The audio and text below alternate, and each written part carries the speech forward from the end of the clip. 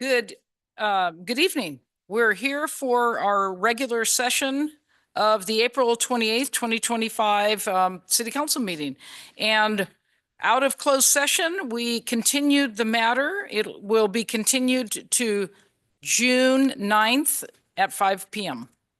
So at this time, I would like to have call to order and roll call. Councilmember Riddell Harris. Davis. Here. Dowden Calvillo. Present. Holmes. And Mayor Amara. Present. Thank you very much. Stand for the pledge. I pledge allegiance to the flag of the United States of America and to the republic for which it stands, one nation, under God, indivisible, with liberty and justice for all.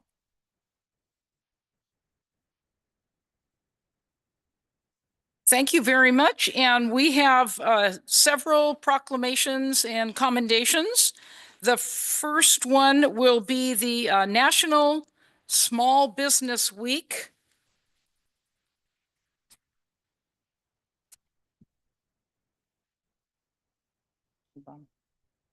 Sorry, got to get everything together. And I think, Michelle, would you like to meet me up?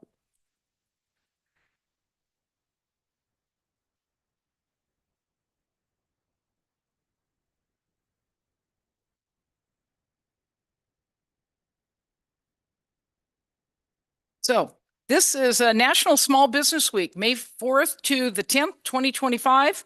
Whereas America's small businesses are the backbone of our economy and the lifeblood of our local communities, representing innovation, resilience, and opportunity.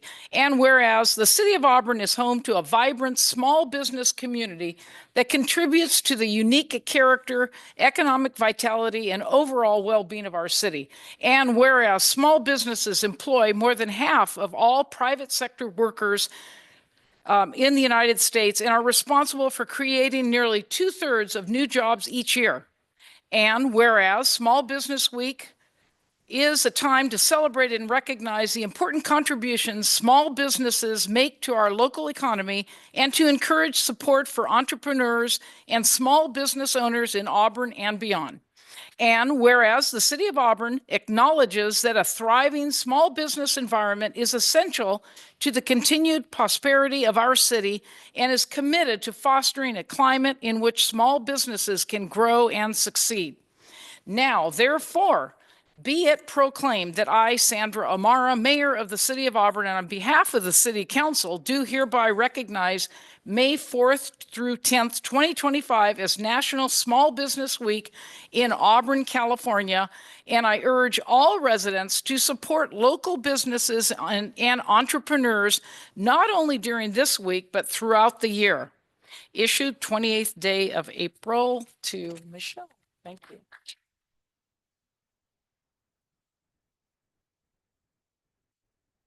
I am Michelle Tuckle, CEO of the Auburn Chamber, and thank you, Madam Mayor and all City Council members. I just wanted to reiterate what our mayor said.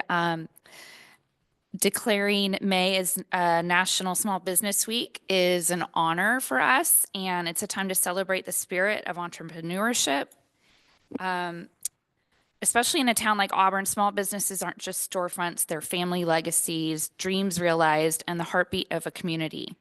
And having owned a small business here for 25 years, I've experienced the struggles and successes of choosing your own path. As a graphic designer, nothing gave me more pride than helping a new business start up and flourish. The Auburn Chamber of Commerce plays a vital role in uplifting and connecting small businesses throughout the area. Through networking events, local promotions, and education resources, the Chamber actively supports business growth and collaboration. Remember, when spending your next dollar, we urge you to think Auburn first and support your local small businesses. Thank you.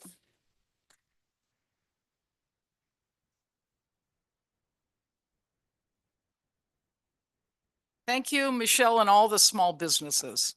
This is now Bike Month in Auburn. So I would like to have our Vice Mayor start the proclamation and have everyone who's involved in the Bike Month, please step forward at the podium.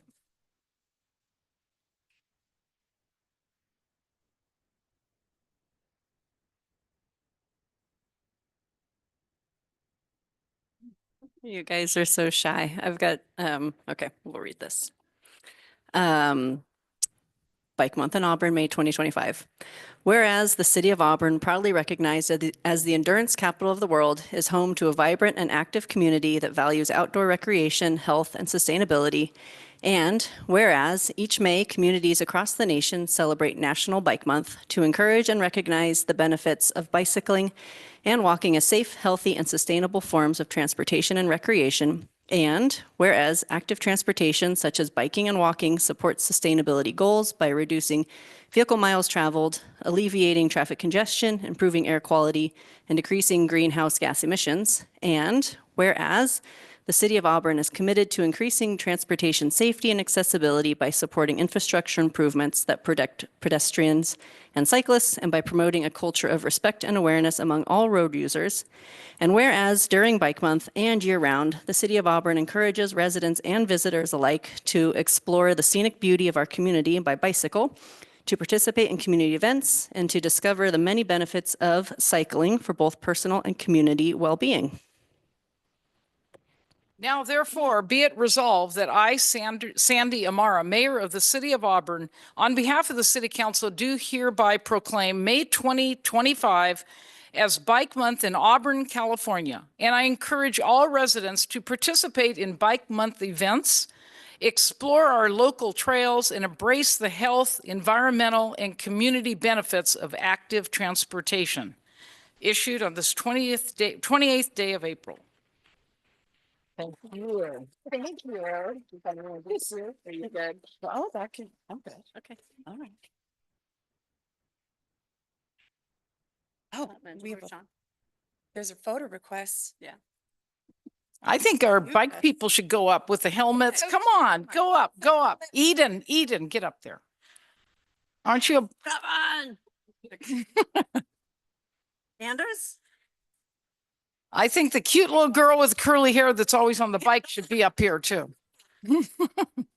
Okay. Feeling shy. Okay, hold on.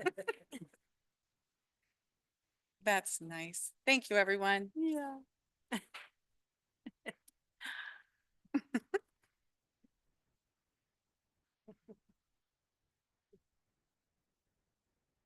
Thank you. Yeah. Yeah. Hello, everyone. My name is Jackie Silverman, and on behalf of Auburn Trails Alliance, the nonprofit arm of the Auburn Bike Park and the official stewards of Bike Month in the Auburn area, we are pleased and grateful to accept this proclamation embracing National Bike Month here in our community. We are proud to be hosting many events throughout the month of May, events that are designed to encourage people to get active and embrace the outdoors, and events where we partner with, lift up, and celebrate our local businesses. We invite everyone to go to our website, auburntrailsalliance.org, to learn more about our events that we have planned in our community next month. And we thank the council very much for both supporting us and giving us this opportunity. Thank you so much. I want to see everyone on their bikes this month. Okay, the next one we have is Engineer Neil Bennett, a commendation.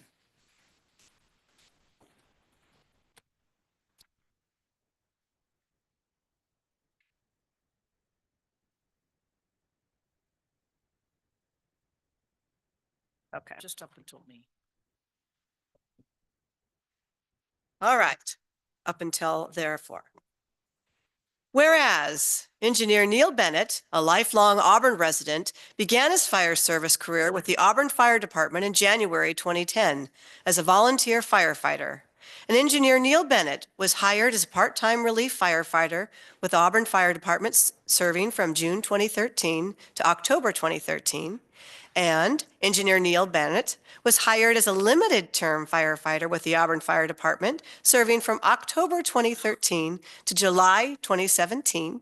And whereas Engineer Neil Bennett achieved full-time firefighter status with the Auburn Fire Department in July of 2017, and was promoted to engineer in July of 2018. Engineer Neil Bennett has served the community of Auburn, Placer County, and the state of California with dedication and professionalism. Throughout his career, Engineer Bennett has embodied the Auburn Fire Department's mission.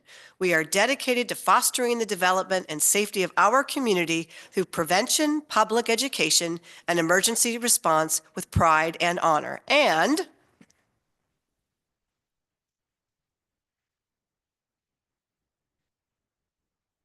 now, therefore, I, Sandra Amara, Mayor of the City of Auburn, on behalf of the entire City Council, do hereby honor Engineer Neil Bennett for his outstanding dedication and commitment to the City of Auburn and the Auburn Fire Department following 15 years of faithful service, all of which were proudly served within the Auburn Fire Department.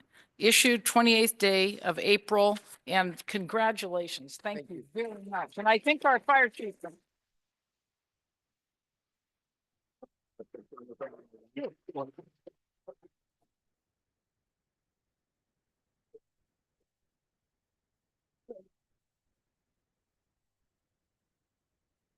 So I'd like to just take a couple seconds to just recap some of the things that Neil has accomplished throughout his career. And so just so everybody knows, last night, the fire department hosted his retirement party at Moonrakers.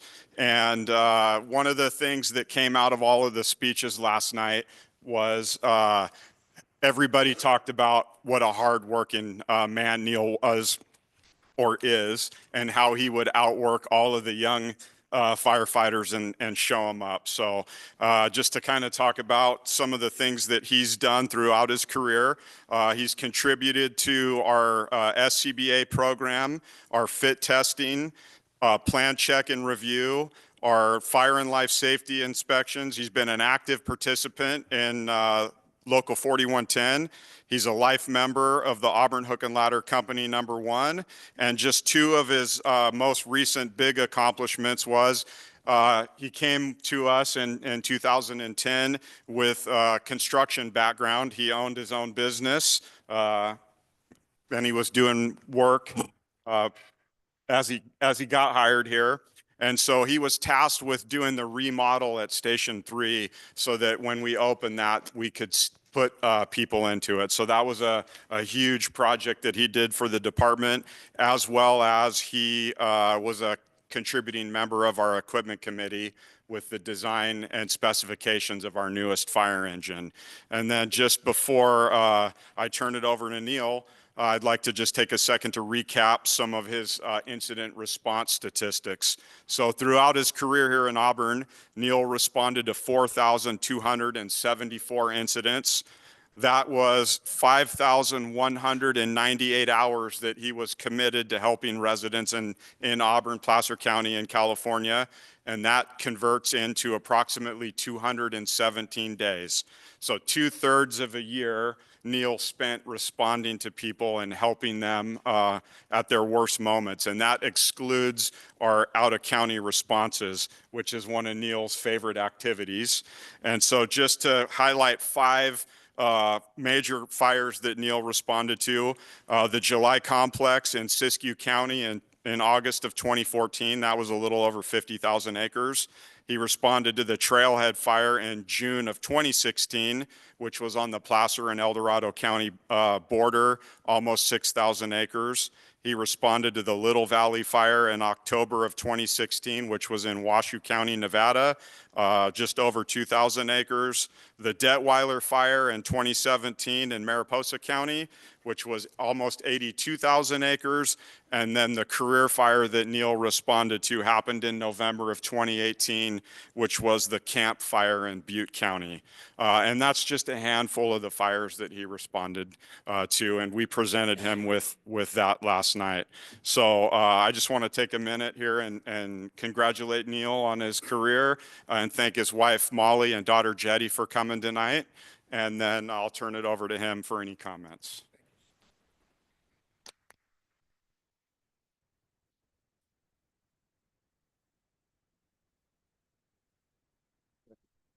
I'd like to thank the community for the support. The fire service was something that wasn't on my radar originally, and then when I got into the volunteer portion, It was a lot of exciting tasks, and kind of found my calling. And yeah, I'm grateful for the opportunity. Thank you, council, for the support. Thank you for the city. I have the fire chief that I started with, and we have our former fire chief that actually hired me. So I couldn't have done any of this without my family's support. So I want to thank everybody.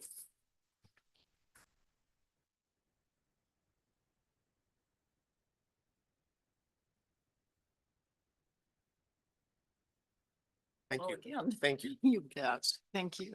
Why not have his family come to?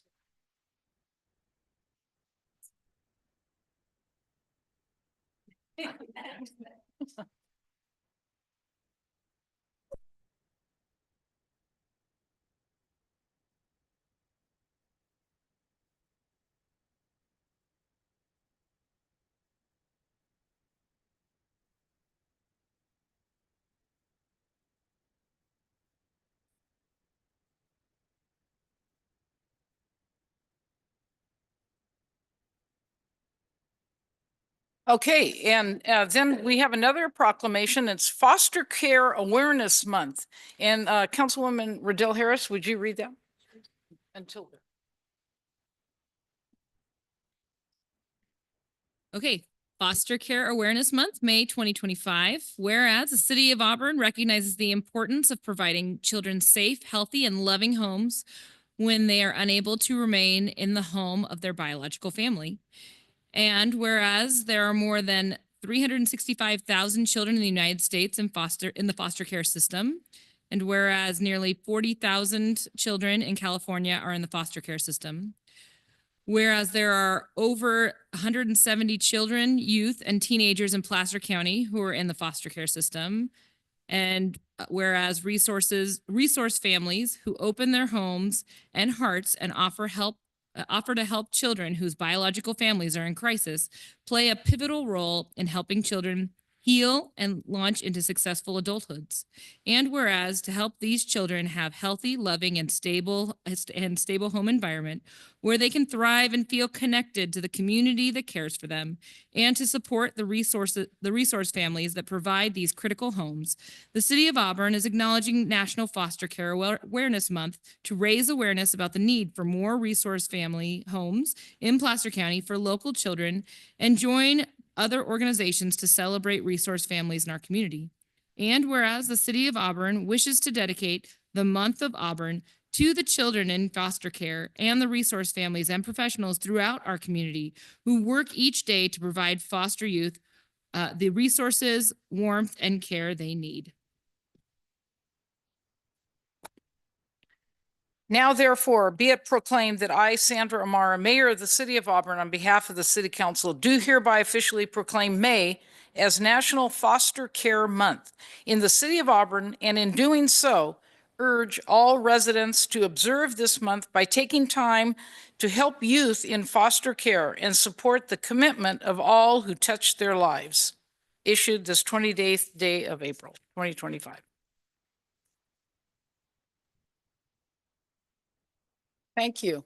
Our next item, adoption of the agenda. This is a time set aside for council members and or the public to ask for removal, postponement, or a change to the listed sequence of an agenda item. The agenda will be approved by consensus of the council. Do I have any requests for a change from the council? Just regular agenda? Yes. And from the public? Okay, do I have a motion? I'll second. All in favor? Aye. That passed. Consent agenda. All matters listed under the consent agenda are considered to be routine in nature and will be approved by one blanket motion with a roll call vote. There will be no separate discussion of these items unless persons request specific items to be removed from the consent calendar for discussion and separate action. Any items removed will be considered after the motion to approve the consent calendar. Do I have anyone from the council? Yes. I'd like to remove item number 8. I'd like to remove items 1 and 7, please.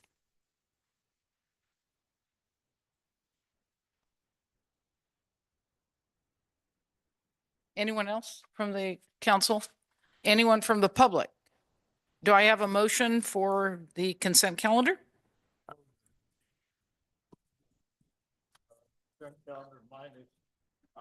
One, 7, and 8. I'll second. Oh, Councilmember Riddell Harris. Aye. Davis. Aye. Dowden Calvillo. Aye. Holmes. Aye. And Mayor Amara. yes. Item number 1, the minutes. Councilwoman Dowden Cavill. Yes, I asked to remove this item, and I have spoken with our city clerk. I simply wanted to make a quick addition to the March 10th agendas under public comment when I had brought up, when I had made the request to adjourn the council meeting in memory of Ron Lehow. I wanted just to make sure that it was reflected that Ron was a former Auburn mayor and also council member and a board of supervisors in the 1970s and 1980s. So Thank that would be I would move to amend the minutes to reflect that language, Madam Mayor. Okay, I second that. All in favor? Anyone from the public have any? All in favor? All roll. Oh, roll call, sorry. Councilmember Riddell Harris. Aye. Davis. Aye. Dowden Calvillo. Aye. Holmes. Aye. And Mayor Amara. Yes. Thank you very much. Item number 7, Councilwoman Dowden Cavill. Yes, and I asked to remove this item from the agenda because I think that this is a very significant accomplishment here. This item came before SACOG on consent. I was reading through the staff report, and really, the Placer County received a Green Means Go grant, and I don't have any questions, actually. It's just really a statement, so no need to stand up there, Jonathan. Just as the city of Auburn received 2 Green Mean Goes grants. And the county received one for the purposes of looking at the general development up there in Bowman, which is in our sphere of influence. They spent about $140,000 of their grant looking at doing a technical study of the Auburn Highway 49 and Bowman community, but they didn't spend any more of that money because we started as not only electeds, but staff as well, talking about potential growth in that area, future annexations and so forth. And so as a result, the county did not move forward with their specific plan to utilize that grant money for that specific plan up there. And instead, the Board of Supervisors relinquished those funds back to SACOG so that they could then be reallocated to the city of Auburn so that we could take a look at that area. And we're going to look at it from more, I think, sewer and infrastructure perspective. So it's still very much in line with the objective of the grant itself, because we're really diving deeper into the infrastructure components of the study area, really. So that, again, is consistent with Green Means Go. And so I wanted to applaud the efforts of not only the city staff, but county staff and the Board of Supervisors for making this happen for us. So these monies are now available to us for these very important studies as we move baby steps towards annexation. And I really felt it was incredibly important to make that statement on the record. Thank you. I appreciate that. Anyone else have any comment on this matter? Anyone from the public? Okay, do I have a motion? I will move approval by resolution to accept the Green Means Go grant from the SACOG's $327,180.53 to support the Auburn Bowman Sewer Interconnection Feasibility Study and authorize the city manager to execute all necessary documents. Second. And roll call, Councilmember Riddell Harris. Aye. Davis. Aye. Dowden Calvillo. Aye. Holmes. Aye. And Mayor Amara. Yes, thank you. That passes. And item 8, it's a second reading on the designated fire hazard severity zones. And that's Councilwoman Riddell Harris. Thank you. Chief, this is also going to be a comment, so you're not going to need to say much. So I just wanted to say thank you to you and your staff and all those involved with doing the communication around this. I know that when this came up the first time, we didn't have a lot of plan of how to communicate it. And I expressed that I really wanted to make sure the community had a better understanding of the high severity zones, those that were changing into those zones, and to really be able to have people look and be able to tell whether they were in those maps that were a little hard to read. And the staff really did a great job of not only putting the maps up, but getting the GIS so people could really see, or was it Google Maps that we used? Google Maps to really be able to see where those lines were and get a better sense. I know that we don't have any impact on it. It's CAL FIRE that gives them to us, and we can just make little tweaks to make sure that all the property is included for one property owner. But I still think it's really important to make sure that that awareness is there, because it's going to have impacts on most likely different things, and insurance and other things may at some point be influenced. And we just want to make sure that people aren't surprised by those changes. And I really appreciate all the work that was done to communicate that. So thank you. Thank I'd you like for to- that. Could I add something to that? Sure. I'd like to take a second and just thank Captain Murphy, who was on a light duty assignment when all of this happened. And it was really him that took this project and brought it to the end zone as far as utilizing Google Maps. And he was able to find a solution that didn't cost us any money. So that was a big lift. And then with the help of our city clerk, Amy Lind, and Natalie Hampton in Public Works, they contributed a lot too. So just while I'm up here, I'd like to just take a second to thank them as well. Perfect. Thank you. Thank you, everyone. Appreciate that. Community outreach is always a great thing. So thank you so much. Which one is Murphy? Which one? Thank you. Youth. Yes. See, you know, you always. Okay. Thank you very much. So Do I'll I go have ahead and make a motion? motion. I'm gonna put forward both motions that are in the agenda as stated in the agenda. So I don't have to read it. Do I have a second? I'll second. Roll call, Councilmember Riddell Harris. Aye. Davis. Aye. Dowden Calvillo. Aye. Holmes. Aye. And Mayor Amara. Yes. Thank you very much. That passes. Public comment. This is the time provided so that the public may speak to the council on any item not on the agenda. Please make your comments brief as possible, not to exceed 3 minutes. The council cannot act on items not included on the agenda. Items may be referred to staff or placed on a future agenda. And I'll ask the council, but I just want to say this weekend was really amazing by our city. Our city did a phenomenal job. I thought the setup was great. The police, I saw Chief Morrison there in the rain. I saw Jonathan Wright was there in the rain as well, came all the way down from Grass Valley. And it was wonderful. City Council was around. It was just a fabulous event. The Canyons race was supported by businesses. The businesses were thrilled. From the ones I spoke with, their businesses increased, and they were very appreciative and very happy. And there's a lot of signs out. They welcomed the runners. And I had one business say, why can't the 100-miler end in downtown Auburn as well? So anyway, appreciate all the work that staff went to. The businesses sure do appreciate it as well. And so with that, I know everybody, there's a lot of us here that participate in a lot of events. The Shack Tile event was wonderful. So I will go down the line if you have something to add or say. Yes, Okay. I do. Councilman Holmes. Yes, you brought up the proclaimed endurance capital of the world. And in the most recent Sacramento Business Journal, there are lists of a number of different golf courses that have been rated as being difficult.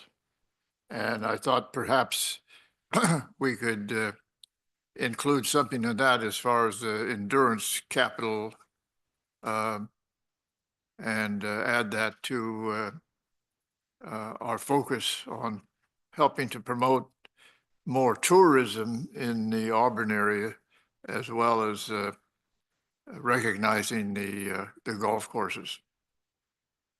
Thank you. I agree. Golf is big time now. Any other from council? Okay, Councilwoman Riddell Harris. Thank you, Madam Mayor.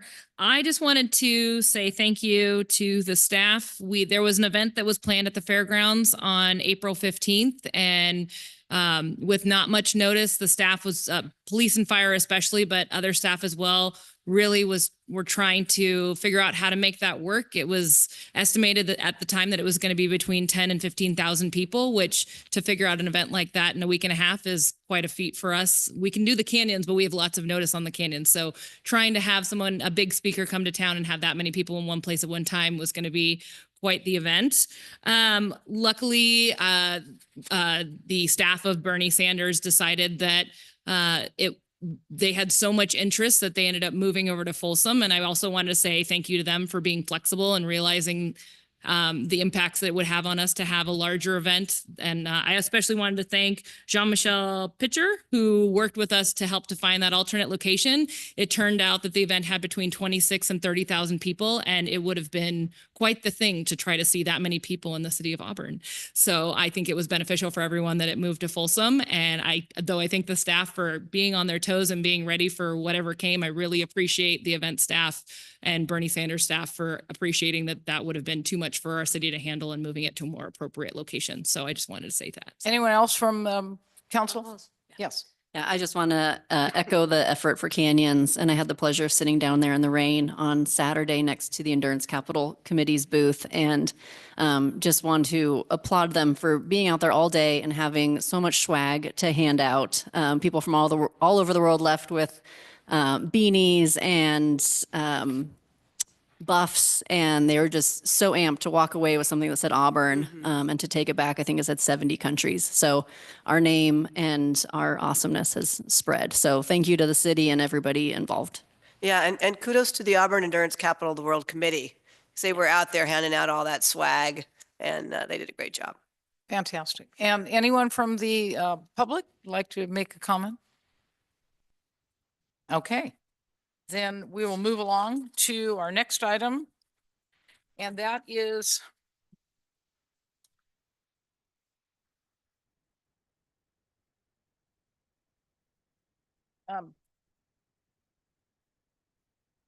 we're opening a public hearing.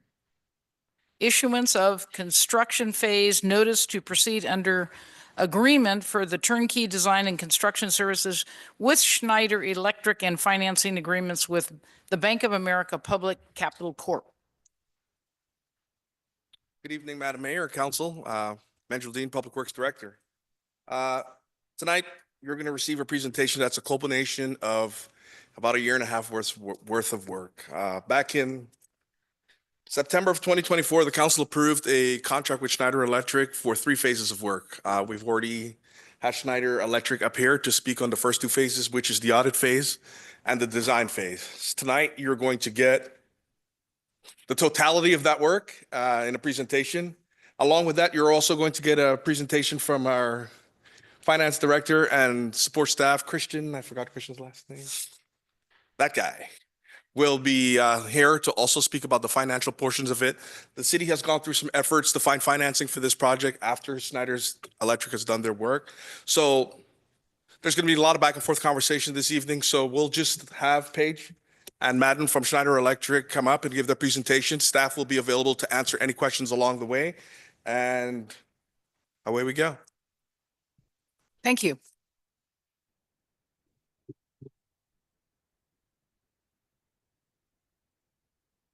Thank you, Madam Mayor, City Council, for having us this evening. We are Madden Dillard and Paige Spurk with Schneider Electric, and we are here tonight to present our project, as Minjel stated. Which way am I going here?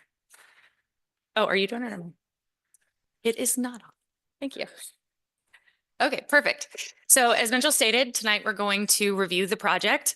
There have been some scope changes and updates since we last presented to council in November. We're going to review all the final energy savings, pricing, financial details, and installation timeline. And the culmination of this would be a request of approval for the construction phase notice to proceed, as well as approving the financing contract documents. So as kind of a reminder of why we're here, the City of Auburn did ask to have us look into a sustainability project, and with the goals of reducing energy costs and consumption, modernizing city infrastructure facilities, optimizing your building technology, and looking for a budget positive solution.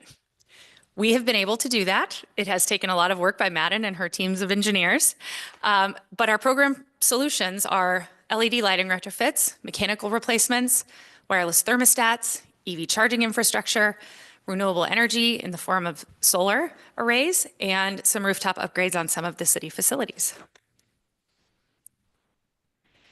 We have a lot to cover tonight, and we're going to try to get all the information out as well as not to take too much time. But you've seen a lot of this previously. Some of the formatting got weird when we said it in Google, but we wanted to just start with the financial summary of the project. The scope of work that we're talking about is the same as the city staff recommended in November. That's the project that we've finalized. And Madden's going to go through the scope of work here in a minute, but the total project value is $10.55894 with an annual savings guarantee of $486,296. So the total life cycle savings of the project is $19,651,527, guaranteed by Schneider Electric. Something we've talked about previously that I wanted to just hit on is you have a lot of solar arrays going into this project. We've talked previously about the solar investment tax credit, and that has been included in the cash flows you've seen previously from us. Because of current administration and some changes that have been going on, there's been some questions about the ITC. We're still seeing support from both sides of the House, and even if the tax laws were to change, current tax law does still allow for these funds, meaning that if we begin construction phase, which is there's some rules around getting into this transition relief period, but we will check all those boxes. So should the city of Auburn approve this project tonight, we will get the ball rolling on getting into that transition relief period. So we believe that the city will still get the ITC credit. However, this project cash flows positively without it. So when you get the credit, there will be $1.725 million going into the bottom line of the city of Auburn.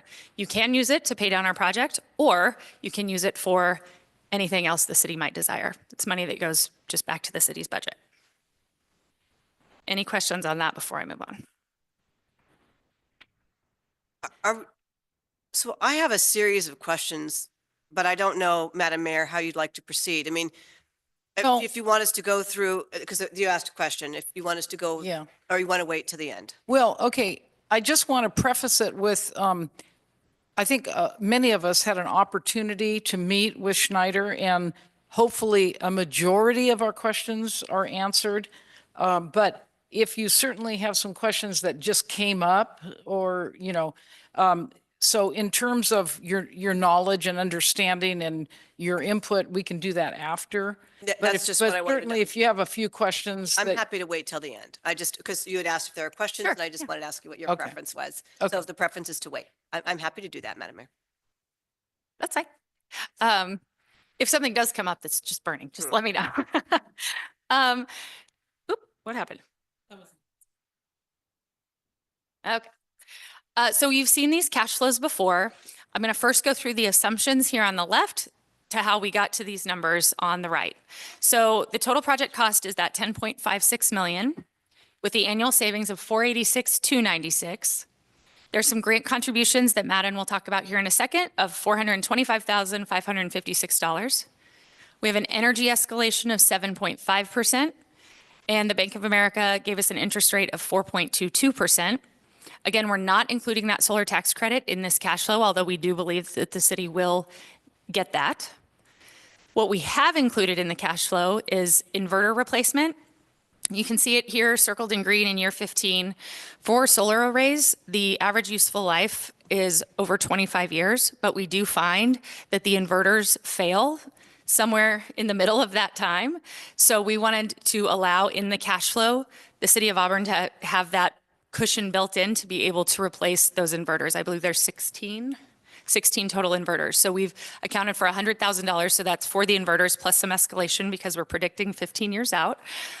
So we've reduced the savings in that year that won't be going to the bank to make that payment, but the city will have it built into the budget in order to replace those inverters.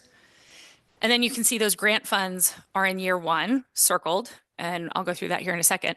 The other thing we included is the solar O&M costs. So currently, the city of Auburn only has a small amount of solar, and we're going to be adding more, so that does require work for operations and maintenance. That's what O&M stands for. So we've reduced the savings estimate every year by $20,000 so that the city has money in the budget that's already in the budget to be able to fund those repairs. So the way that that works is that the savings are coming from current utility budget. So it's money that's currently being paid to the utilities. It is not money that the city just has laying around. So that's money that's getting paid to the utilities. We are going to save energy through our infrastructure improvements and divert those funds to pay for the improvements. To do that, because we save money over time, we have to use the lease purchase payment or the lease purchase agreement with the Bank of America. And these are that's that lease purchase payment column. So you'll see in every year, the savings is greater than the annual lease purchase payment. And the payments will be finished by year 19. So even in year 20, when we're still guaranteeing the energy savings, the city of Auburn will be gaining back that money that is currently going to the utilities.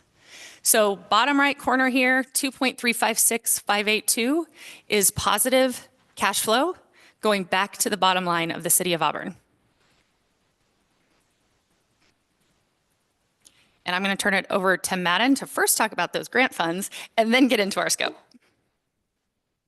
Yes, I was going to also start with those grant funds. So as a reminder, there are 2 grant funds associated with this project. $88,000 came from the Placer County Air Pollution Control District. We helped apply for those funds for the City Hall EV charging scope that we'll go through here in a second.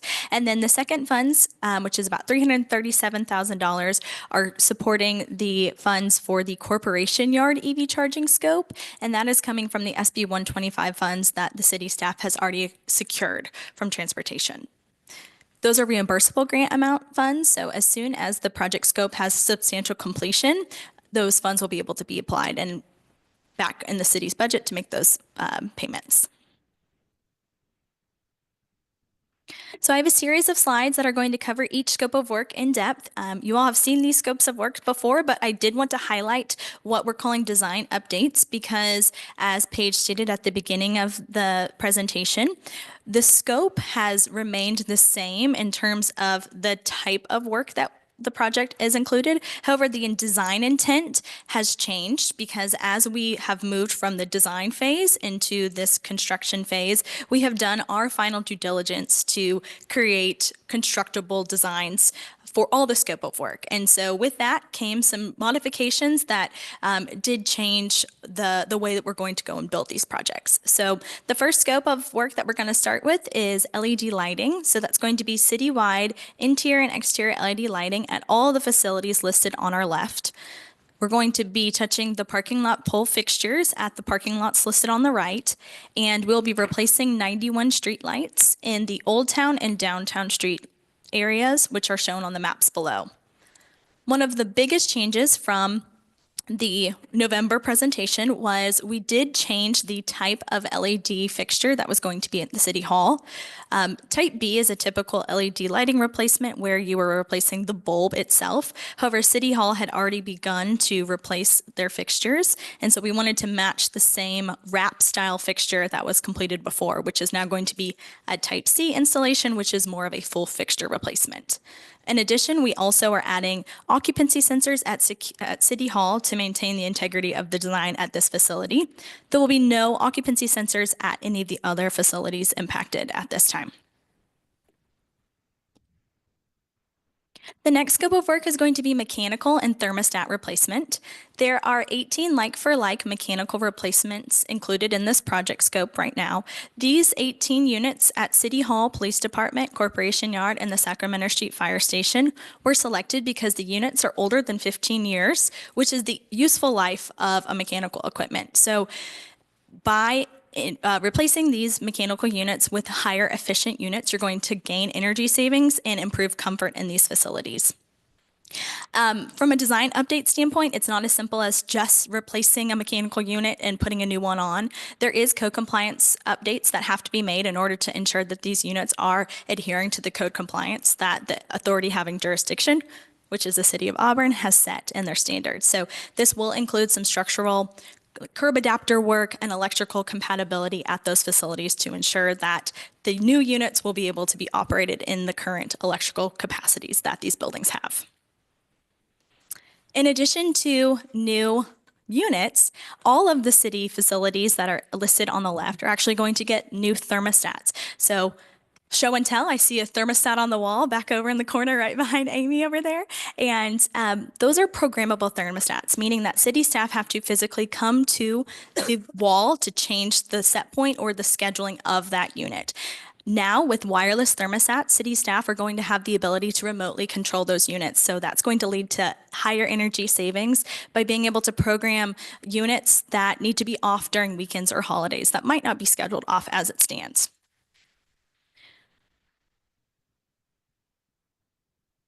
Our next scope is going to be our largest scope in the project. It's going to be the solar PV installation. There are 4 sites that are currently listed here for solar PV. That's going to be City Hall, the Police Department, Sacramento Street Fire Station, and the Auburn Wastewater Treatment Plant.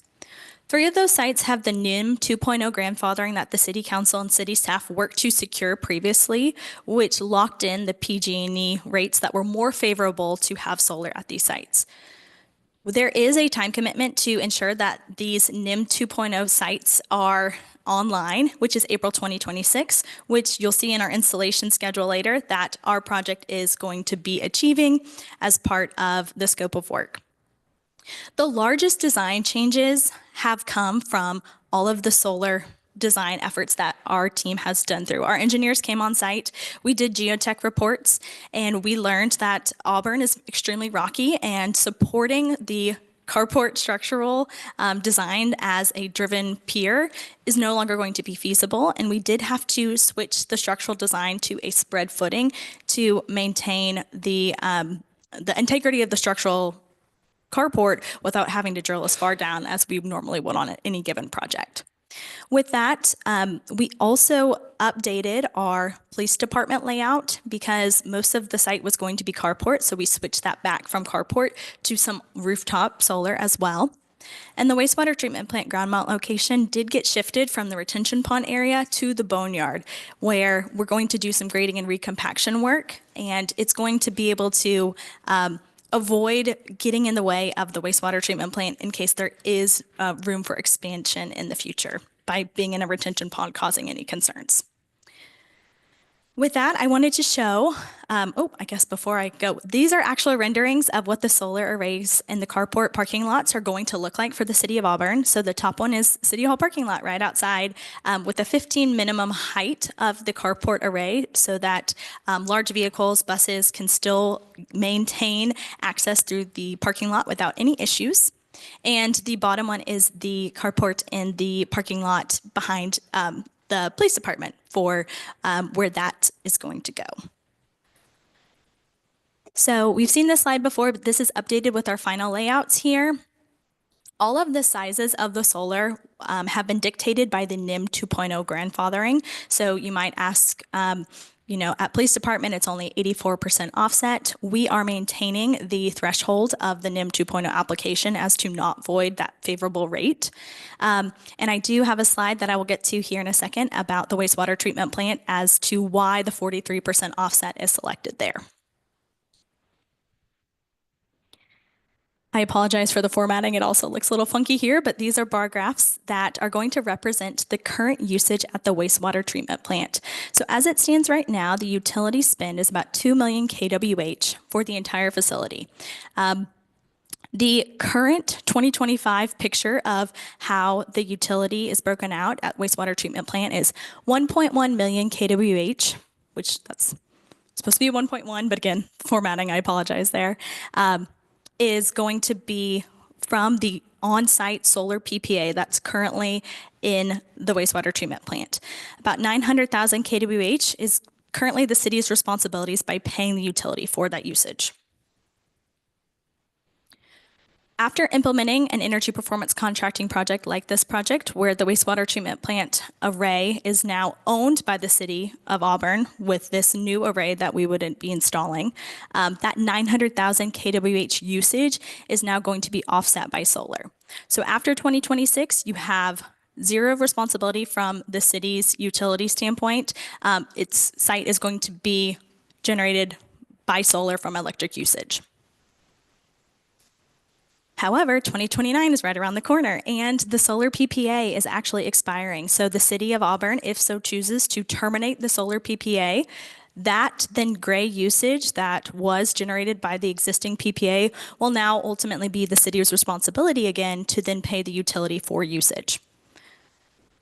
You will still have a bridged gap at that point, post 2029, with the existing 2026 post-solar project, solar that has been installed with the energy efficiency project with that 900,000 kWh. If the energy efficiency project is not completed and there's no additional wastewater treatment plant solar, after 2029 and the PPA is terminated, then 100% of that usage then is now going to be the city's responsibility to pay the utility company for. We have two more scope of work slides. So the second to last scope of work is going to be roofing restoration. So as shown on our layouts, there are two sites that are going to get rooftop solar in this project, the first being the police department and the second being the Sacramento Street Fire Station. On the flat roofs, the scope of work here is to put a new silicone coating before the solar arrays are installed. In conjunction, we do it at the same time to ensure that all the penetrations are sealed when the solar array is completed.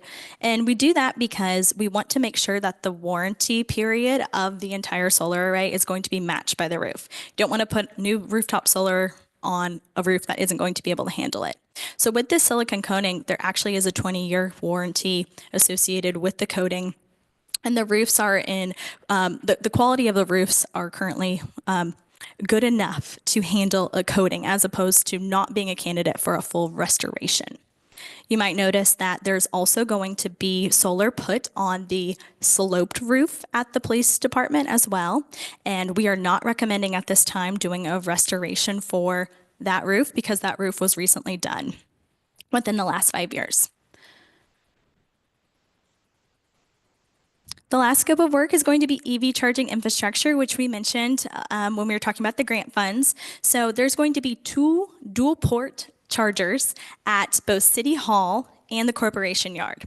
However, the City Hall chargers are going to be for the public use, and those are going to be revenue generation EV chargers, very similar to the Cherry Mag parking lot where the same Placer County Air Pollution Control District funds were used to install those chargers.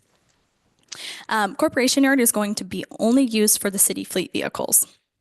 One of the big changes from our design previously is that resloping of the parking lot in City Hall in order to maintain ADA compliance from the sloping standpoint will have to be included. So there will be some paving of the asphalt for the EV chargers.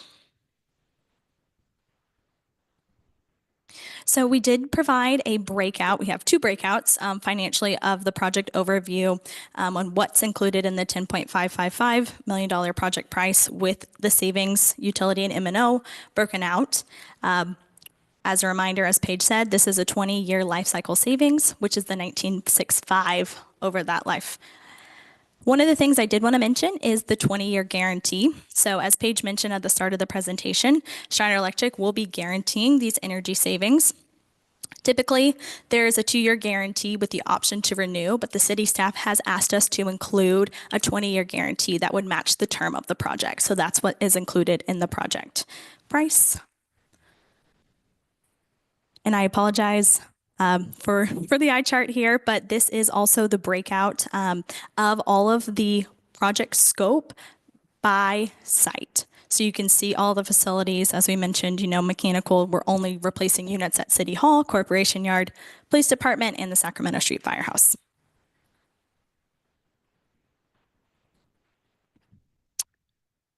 Again, There's a pie chart that's supposed to be on the right. Apologize there, but I just wanted to point out that this kind of brings it all together because right now the city of Auburn is spending $1.22 million on their current utility spend. That is through a combination of paying the utility for electric and natural gas use and the solar PPA. With the reduction of implementing these energy efficiency scope measures, the utility bill is going to be reduced by 40%, which is really meeting the intent of why the city of Auburn sought to do an energy efficiency project.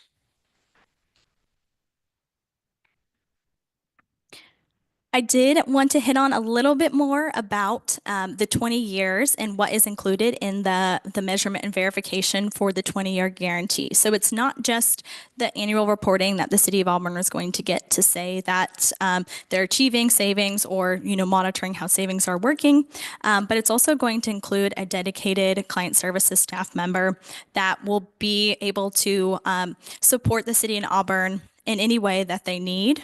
It is going to be providing on-site project training and remote support services. So there is a 24/7 hotline that the city of Auburn will have access to. So while our team is going to be constantly monitoring how the scope measures are operating and being maintained, the city of Auburn is also going to have the ability to call us at any point if there is a problem. There's going to be one point of contact for the city of Auburn to come to so that we can help determine what the solution might be. And I know you've seen this pie chart before, but I just wanted to also point out that over 90% of the savings are coming from the solar and lighting installation, which is allowing the additional scope, the building automation, wireless thermostats, EV charging, the mechanical scope to get done as part of this project. And Schneider Electric will be guaranteeing those scope measures through the IPVMP option, which is industry standard for these scopes of works. This is my last slide before I will turn it over to Paige. So we did want to just talk a little bit about the useful life for some of this equipment. So as Paige mentioned at the start of the presentation, solar panels might have the longest life here, but inverters typically fail earlier in their life. So we included the cost for that in the cash flow. Schneider Electric has a 1-year work warranty for labor and material. However, all of the manufacturer's warranty is going to be included for any of the equipment in case there are issues. And as part of our guarantee, we will help manage that warranty support for the city of Auburn. And if you add all of this up, based on the cost of what all the equipment is, the expected useful life is about 22 years, which is longer than the life of the loan. Okay, handing it back over to Paige. Thank you. I'll go over this kind of quickly because I know Gretchen and Christian are going to talk about it more in depth here in a few minutes. But we did utilize a request for proposals. NHA, the financial advisor, and Gretchen put that out. The financing agreement is separate of Schneider Electric. And we are not financial advisors, so we could not advise the city on this, but we do, we're along for the ride for sure. Put out a request for proposals at the end of March, got bids back, reviewed the responses, selected Bank of America as a lender, and then tonight would be the culmination of all of that work to approve both the project and the financing because they go hand in hand. Do you want to talk through construction? Sure.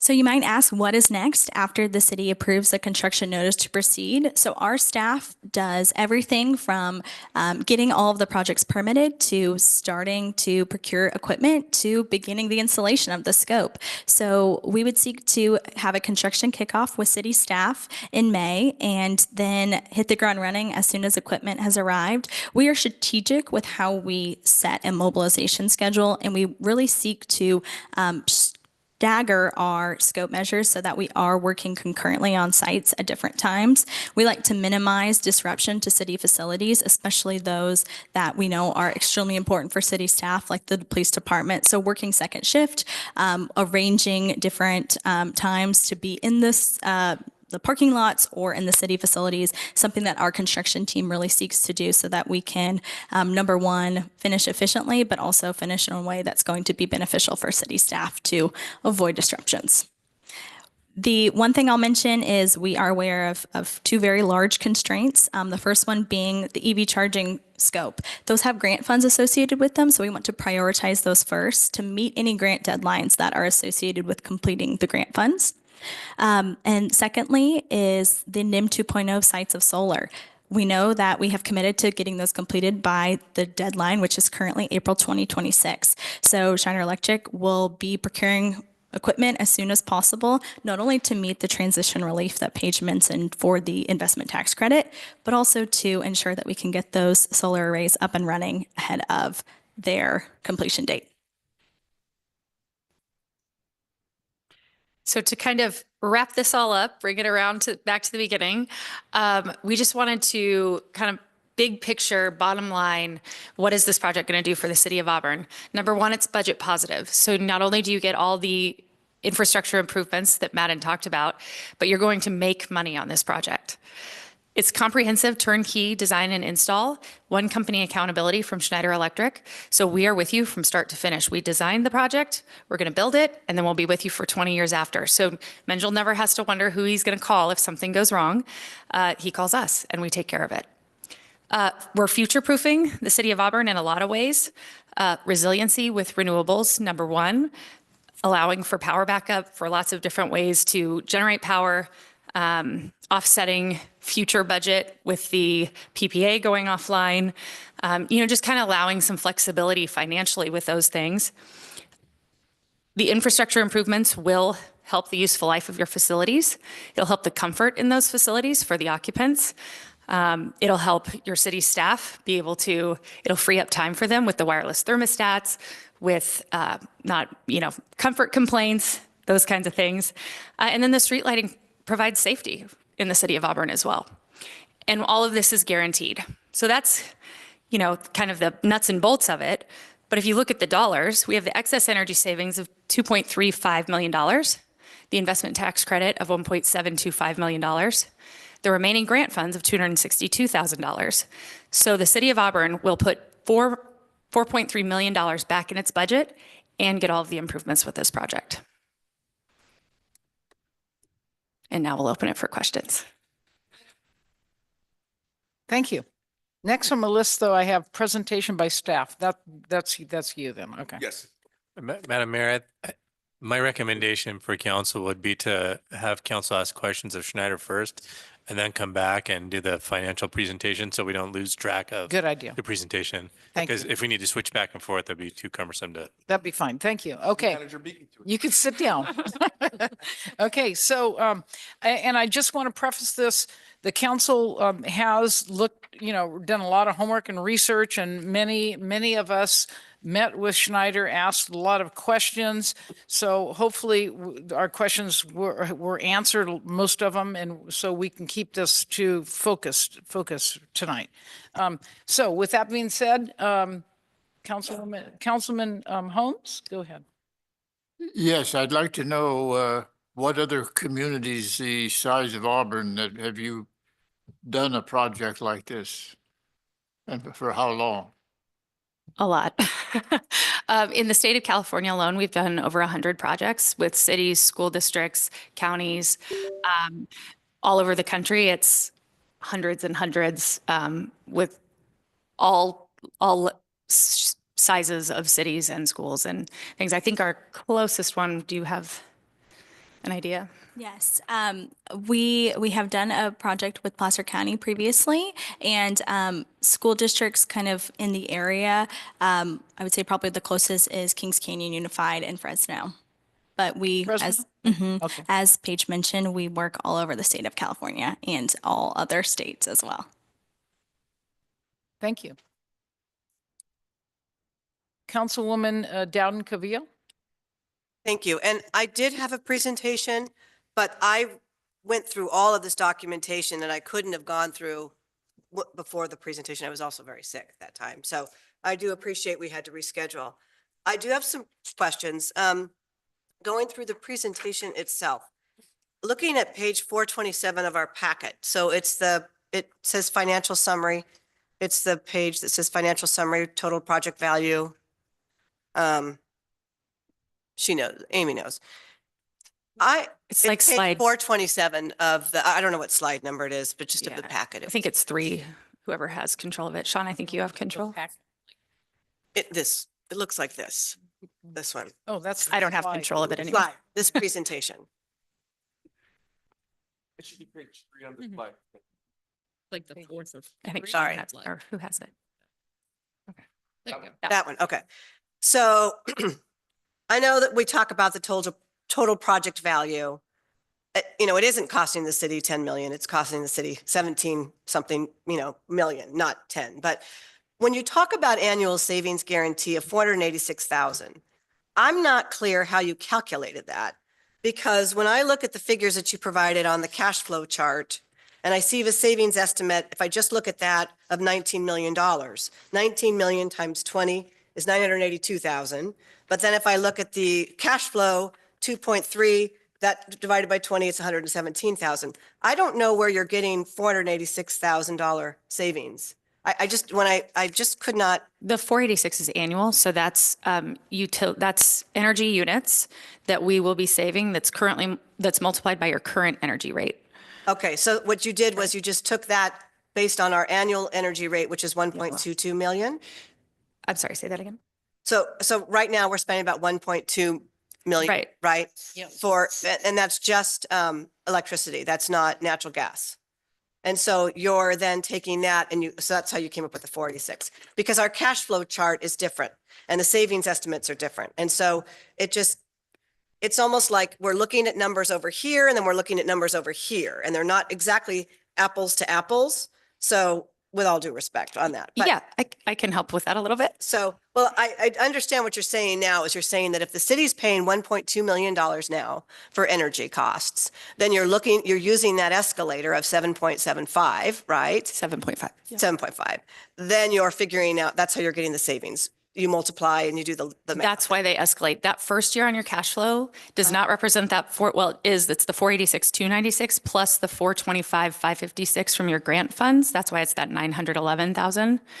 Yes. Yep. And then that next number, year 2, would be the 486, 296 escalated by 7.5%. Okay, so that's what you're doing. Okay, Yes. thank you I appreciate your explaining that piece.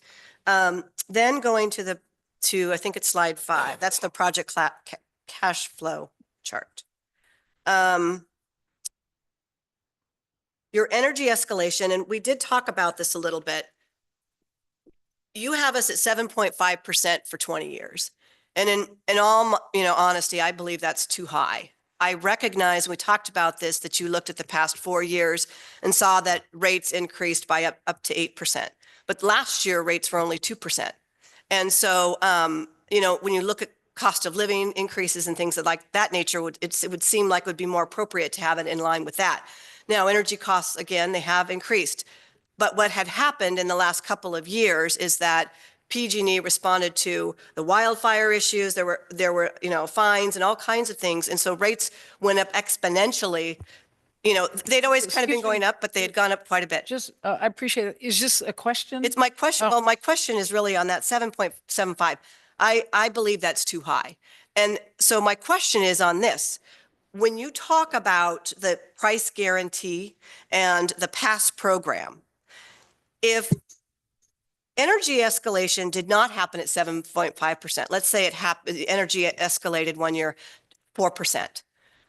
So are you going to then make up the difference because we can't achieve the same savings? We make up the difference if the energy units were not saved. So we do not guarantee the escalation rates. We did evaluate historical rates. We've also worked with your financial advisor on that rate. We've talked a lot about it. I imagine he'll hit on that later as well. And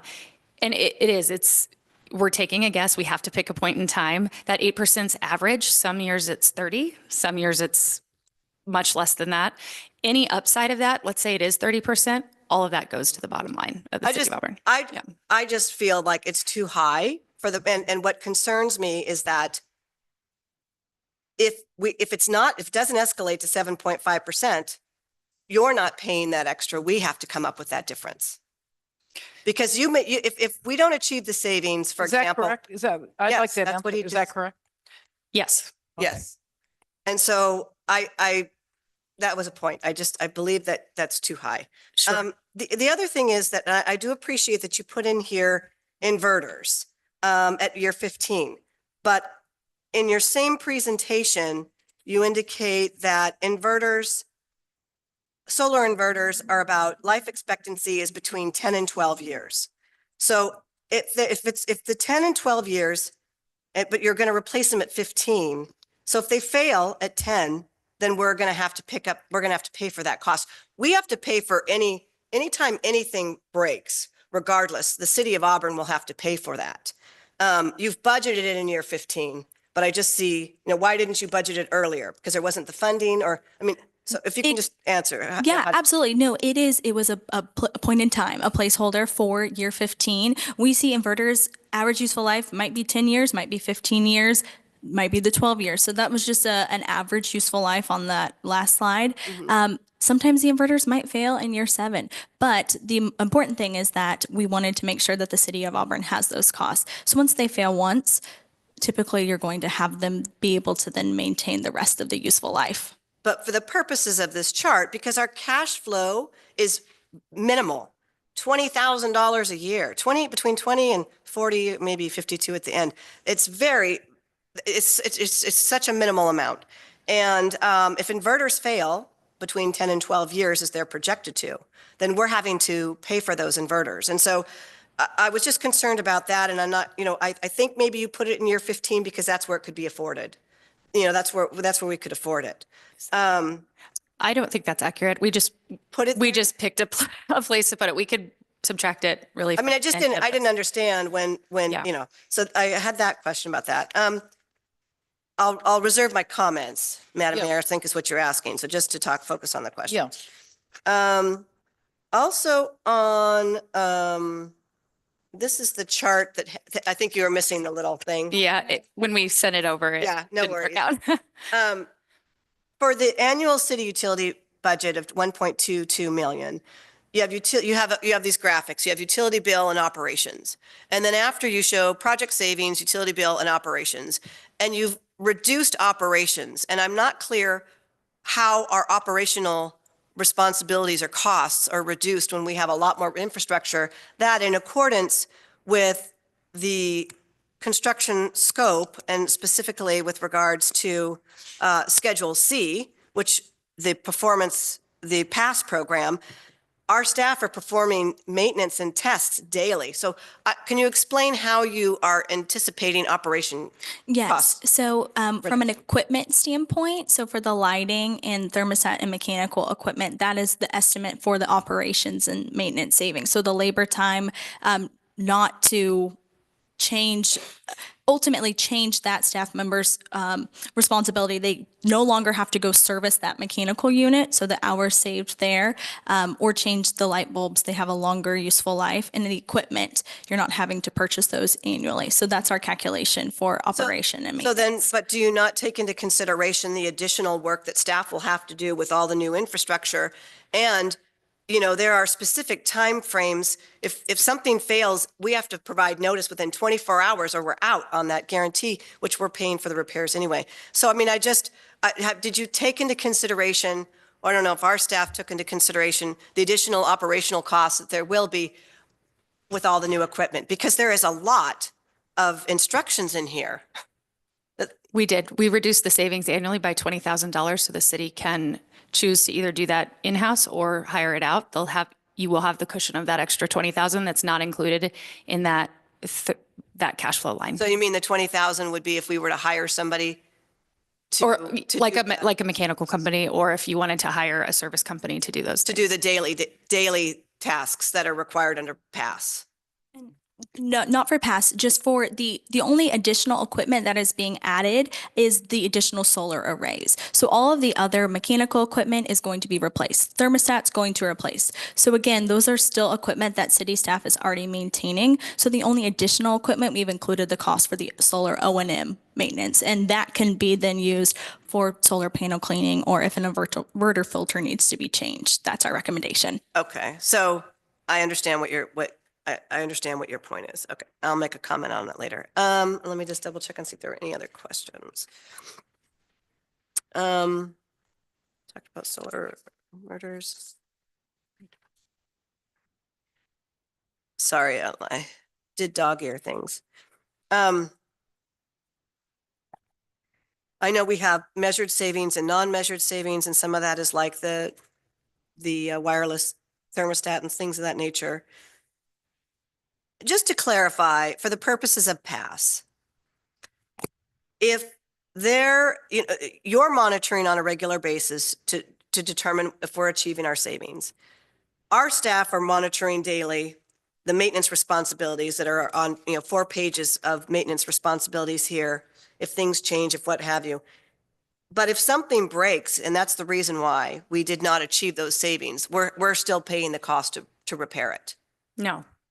If we have a saving shortfall because something is broken, it's our responsibility to make the saving shortfall right. You'll still be under warranty on almost all of that equipment, and we provide the warranty support. So you would still call us and we would help figure out the warranty and get the equipment replaced.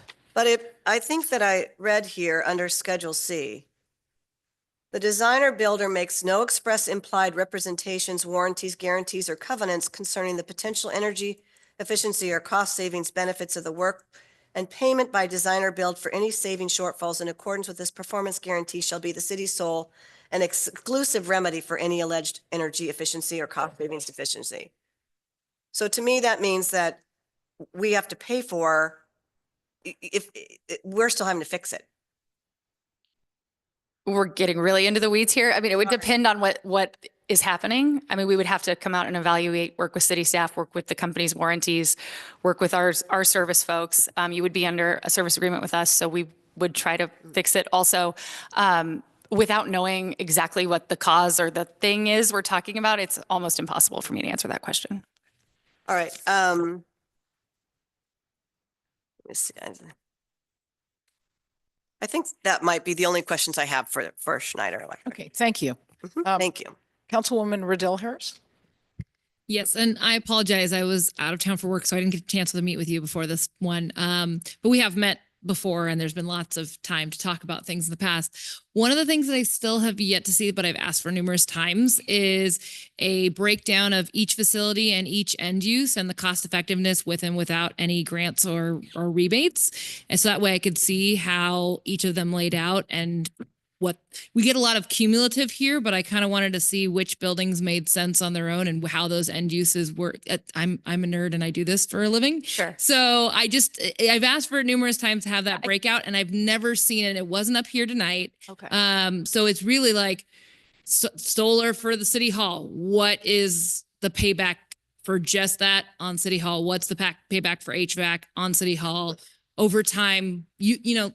You're looking at those things, they average out over time. And then what's the total payback without all this extra stuff added in per, do you have that and it's just not included here? I just have never seen it on any of the documents you've ever submitted. Yes. So the breakout of that we see, and it was the eye chart one. So it does list the cost and the savings. So we just didn't add that additional column, for a breakout by site, by ECM, to do that calculation of the ROI. We can absolutely add that in there. I just want to see the cost effectiveness of each of the measures, and I just didn't see. Absolutely, yeah. And that's why we provided the breakout, so that we could not only have you do the math, but we can add that on a slide so you can see all of the comments. Because it's hard for me, and I do this for a living, to figure out which of the buildings are, what pieces of what parts of buildings make more sense and less sense. And so I was looking at it, but it's since I don't have the details on all the assumptions that are used for each one of your dollar amounts that you have worked out on the eye charts, that doesn't tell me what I would need to know in order to know how much energy use is per building coming from each of those end uses and what that payback is for each of those end uses in each of those buildings. So just the nerd in me wants to know really where are the ones that are the big wasters and where are the ones that are super cost effective and are paying for the other ones. And I know that HVAC in general gets paid for with the solar, but I just wanted to see building by building and end use by end use. And I still haven't quite seen that yet. So just throwing that out there. Sure. Yeah, the lighting and the solar really are funding all of the rest of the improvements. And if you can look at like the wastewater treatment plant, obviously is our biggest saver, our highest cost item as well, but it's about half of the savings and about a third of the cost. So it's really funding. It's the one kind of driving a lot of these improvements to be possible. Thank you. That's all I had. Okay, thank you. Anyone, let's see. Any presentation by staff?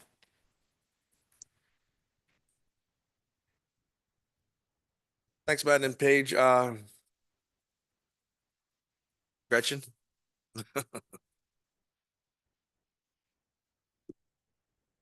Good evening, Mayor and council members. Gretchen Johnson, your Finance Director.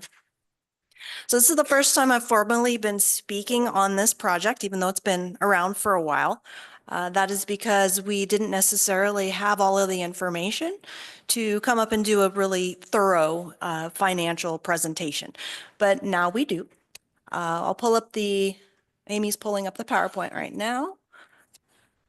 So this, as you know, this is a significant project.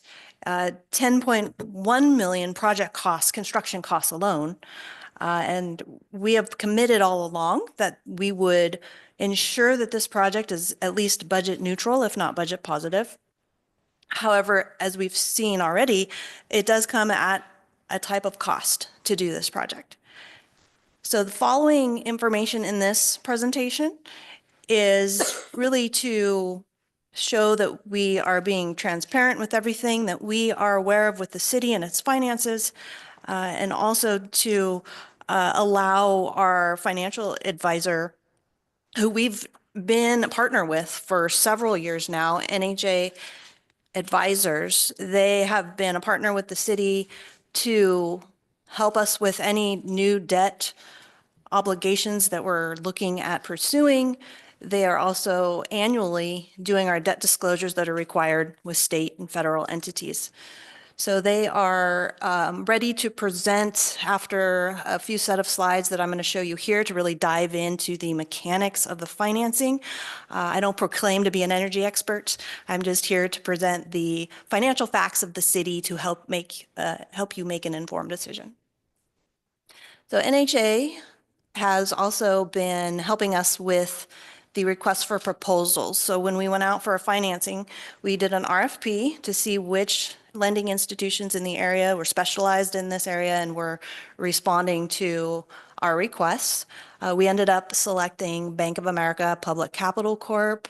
They have competitive interest rates, a good closing schedule, early payment options, et cetera. So they were the best out of 3 responses that we had.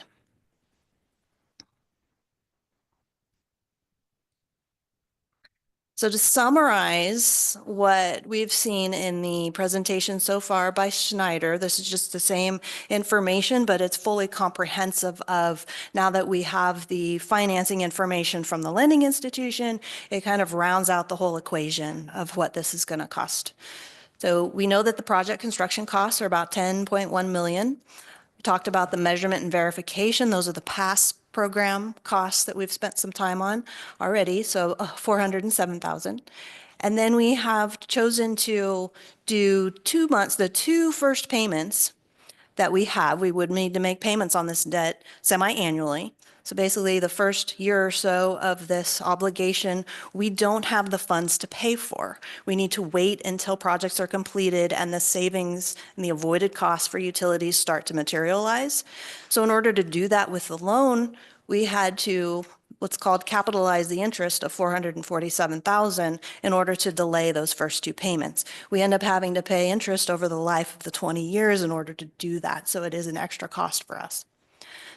There's $35,000 approximately of the cost just to issue the debt. We have to contract with Jones Hall, our bonds counsel over the years will come in and do a tax opinion. Plus we're working with NHA advisors and that comes at a cost. And also the debt issuance itself to report the disclosures of debt, that is a cost as well wrapped into that 35,000. So the resolution for your consideration tonight is financing of 11,050,000 up to, not to exceed that amount.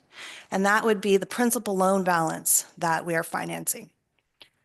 20 years of interest at the rate that we've secured, which is an excellent rate, 4.22%. would be an additional 6.7 million.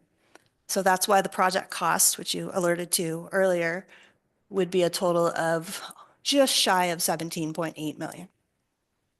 So the percentage, I thought it was interesting to show that 57% of that total is the project construction costs alone to deliver the projects. 43% of those costs are other things. They're ensuring that over the years we have budget neutrality. We're not going to have to pay anything, but we're having to have a higher debt service payment in order to do these things. But yes, the way that it has been assumed in the cash flow, we are not going to have any cost should everything materialize beautifully as shown in the cash flow.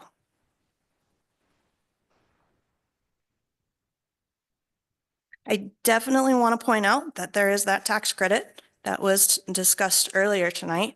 If that tax credit were to come through in approximately fiscal year 27-28, those funds as part of the loan package can be used to pay down the principal of the loan, which will, over the life of the remaining part of the loan, help to materialize real savings. So if we get that tax credit, this is a better deal.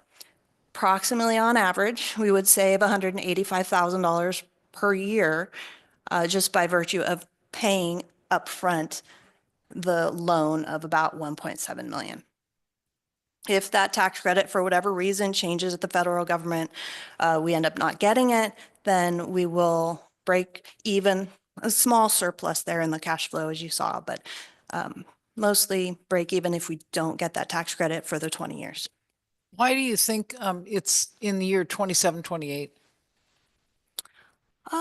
That is is it a year earlier, or that's when it was shown? So that date is estimated basically because of substantial completion. So when we substantially complete the solar projects and the time we are allowed, well, I should say able to get the tax credit back. Okay. It's So that's just the substantial time. completion of just the solar project. That's the portion the tax credit is benefiting from. Yes. Yes.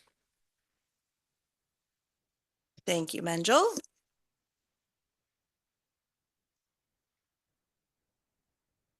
So I thought it wise to remind the council of the city's existing debt. And the point of doing this is to show we have approximately 2.5 million annually that we're paying against this list of debt obligations. And collectively, it's, I've read about, I've researched, it's good for a local agency to stay under 10% of its total budget expenditures as their debt payment. We're currently at about 7 to 8%. And it depends too on how you slice everything up. So for example, the Auburn Urban Development Authority, that's our redevelopment ROPS. That's fully funded by the state. So you could slice that off and mess around with, what truly is the city's annual debt payment that we make. But more or less, because our expenditures go up and down with capital, et cetera, projects going on, we're about at 7 to 8% of total expenditures currently of our $38 million budget. So what I wanted to point out is something that our financial advisor has mentioned that really stuck with me as your finance director. So if electricity cost savings were off the table entirely, would the city still enter into this debt obligation and feel comfortable paying the annual debt payments? My answer is no, because those annual debt payments, even if we share it with the sewer fund and prorate everything that we're doing, we do not have the funds in our 5-year model to make these debt service payments. Certainly we do with the way that we're doing this. We're having cost avoidance with utility savings, et cetera. It all cash flows with the assumptions that are built into it. We can do this, but that question really stuck with me. It's being asked for a reason. It's like you're taking on 20 years of a fixed obligation, no matter what the offsetting costs are. And to me, that was troublesome to try to wonder what would happen if we did have to pay that amount. And then just briefly to touch on our debt management policy, just another good reminder as we consider taking on more debt. So back in May 2021, the City Council adopted a debt management policy. This was in parallel with the 2021 pension obligation bond that went forward. So in order to pay off the city's unfunded liability with their pension costs at that time, everyone decided it was a more fiscal, prudent method to issue debt because the debt interest on that type of a loan was less than the accruing unfunded liabilities for pension. So at that time, the debt policy management was necessary, and we created a kind of some criteria for when debt was being issued and the things that were good to follow.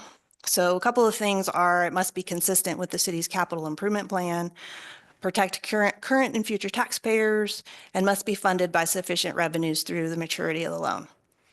Specific to the capital improvement plan, we have plans, but they don't all include the general fund. We do not have a comprehensive general fund capital plan. So this project in that sense, even though these projects are great, there's nothing wrong with them, they're good adds to the city, it's getting ahead a little bit of having a comprehensive prioritized capital improvement plan.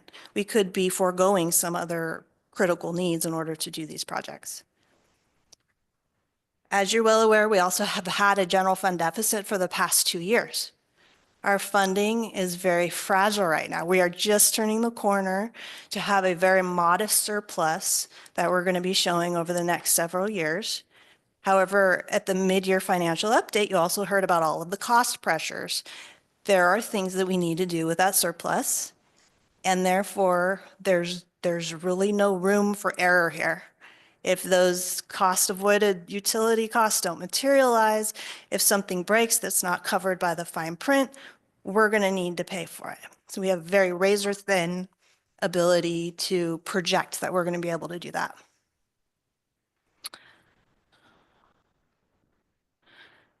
So with that, I'm going to go ahead and transfer. So Christian Sprunger, he's our NHA advisor. He is with us remotely via Zoom, and he's going to cover the next few set of slides, dive deeper into like the past program and the performance guarantee and all that. So I will return to you for questions afterwards. Thank you, Gretchen. Can everyone hear me okay? Yes. Yes. Great. Thank you for confirming. As Gretchen mentioned, my name is Christian Sprunger. I'm a vice president with NHA Advisors. We are the city's municipal financial advisor. The financing packet before you has several attachments. I'm going to focus on the key items. So first of all, there's a resolution. That resolution identifies some not to exceed amounts, specifically $11,050,000 for a par or size of the debt, and then a 4.25% interest rate. These amounts are typically set slightly higher than we expect, just to allow a little bit of wiggle room for contingencies. We expect the final debt service to be just over $11,038,000, or I'm sorry, the final par or size, and then the final interest rate to be 4.22%. That 4.22% is a fixed locked interest rate, locked through anticipated closing of the loan. In addition to those not to exceeds, the resolution authorizes city staff to execute the financing documents, primarily the equipment lease purchase agreement and then the escrow agreement. So with respect to the equipment lease purchase agreement, this is the key document describing the conditions of the 2025 equipment lease for its full 20-year term. It identifies location of the improvements, security for the lease, payment details, prepayment provisions, and other covenants. Notably, this agreement is an annual appropriations lease under California Municipal Code, which means that the city is covenanting to budget each year to make the debt service payments due in that year. This covenant is secured by the pledge of the equipment itself, which means that in the event of a non-payment or a payment default, the bank would have the right to possess the equipment. The second document is the escrow agreement, or escrow and account control agreement. This document identifies the role that Wilmington Trust would play as the escrow agent in the transaction. They would invest, hold the financing proceeds, and then they would disperse those proceeds based on requests signed by the city and countersigned by Bank of America. This agreement has a shorter term. It expires once all the financing proceeds have been used up, which, as the Schneider Electric folks mentioned, under the current schedule, we're aiming to wrap up a lot of this by April of next year. So that escrow agreement will definitely have a shorter term than the 20-year lease purchase agreement. Next slide, please. Thank you. Perfect. Thank you. There we go. Thank you. The graph on this slide really illustrates a few things that I'm going to talk through. So first, the projected annual energy cost savings are shown in the gray bars. The first gray bar in 2027, that's higher than subsequent years. As has been mentioned, there's some grants the city expects to receive upon completion of the project. Absent that near-term peak, the rest of those savings are escalating at about 7.5% per year. As the Schneider folks mentioned, there's historical basis behind that 7.5% rate. If you download CPUC's database, they show that over the last 10 years for all PG&E customers, so not just specifically the city's tier, but just across all tiers, it's been 9% per year on average. Of course, I can't tell you where PG&E is going in the future, so that next 20 years is unknown. But the assumption in the gray bars there is 7.5% per year on average. The solid blue line there, so that's the debt service on the 2025 equipment lease as presented to you tonight. This is a fixed payment amount, so this would not change unless there's a prepayment to decrease the debt service. The dashed green line there identifies a scenario where the city receives the investment tax credit for solar projects under the Inflation Reduction Act of 2022, or the ITC credit as it's commonly referred to, and then applies it to prepay the debt. In the modeling there, we're showing that it's received in 2027 and then it's prepaid sometime between 27 and 28. The bank has allowed a 3-year window after closing, so basically until this time in 2028, to use those receipts to prepay the lease as a special prepayment option. So under the scenario where the city receives that ITC credit and then prepays, the annual debt service would go down commensurately. So that's the green dashed line there. I can't predict what the federal government's going to do in the future, but based on the current facts and what I'm seeing with other clients across the state who are applying for and are successfully being awarded this credit, I think it's reasonable to expect the city would receive it based on what I have today. Again, I don't know what might happen in the future. The blue line on average has annual net savings of $35,000 per year. Debt service is structured to mimic the savings, so it escalates at about 7.5% per year. The majority of savings, though, are aggregated or concentrated in the last year. So there are 19, so there's 20 gray bars shown. The debt service would be prepaid or paid off in full by 2045, the 19th bar. So that 20th bar, there'd be no debt service, but there would be some savings. And so that's where a lot of those savings would be concentrated. The dashed green line has an average annual net savings that's higher, of course, because you prepaid a portion of the lease. If you look closely, you can see that the slope of that dashed green line is slightly less than the slope of the blue line. You can see the gap widens, and that's because of the prepayment and the compounding benefit of that. So that annual escalation after a prepayment of about $1.725 million from the IRA ITC credit, it'd be about 6.8% per year instead of the 7.5% per year.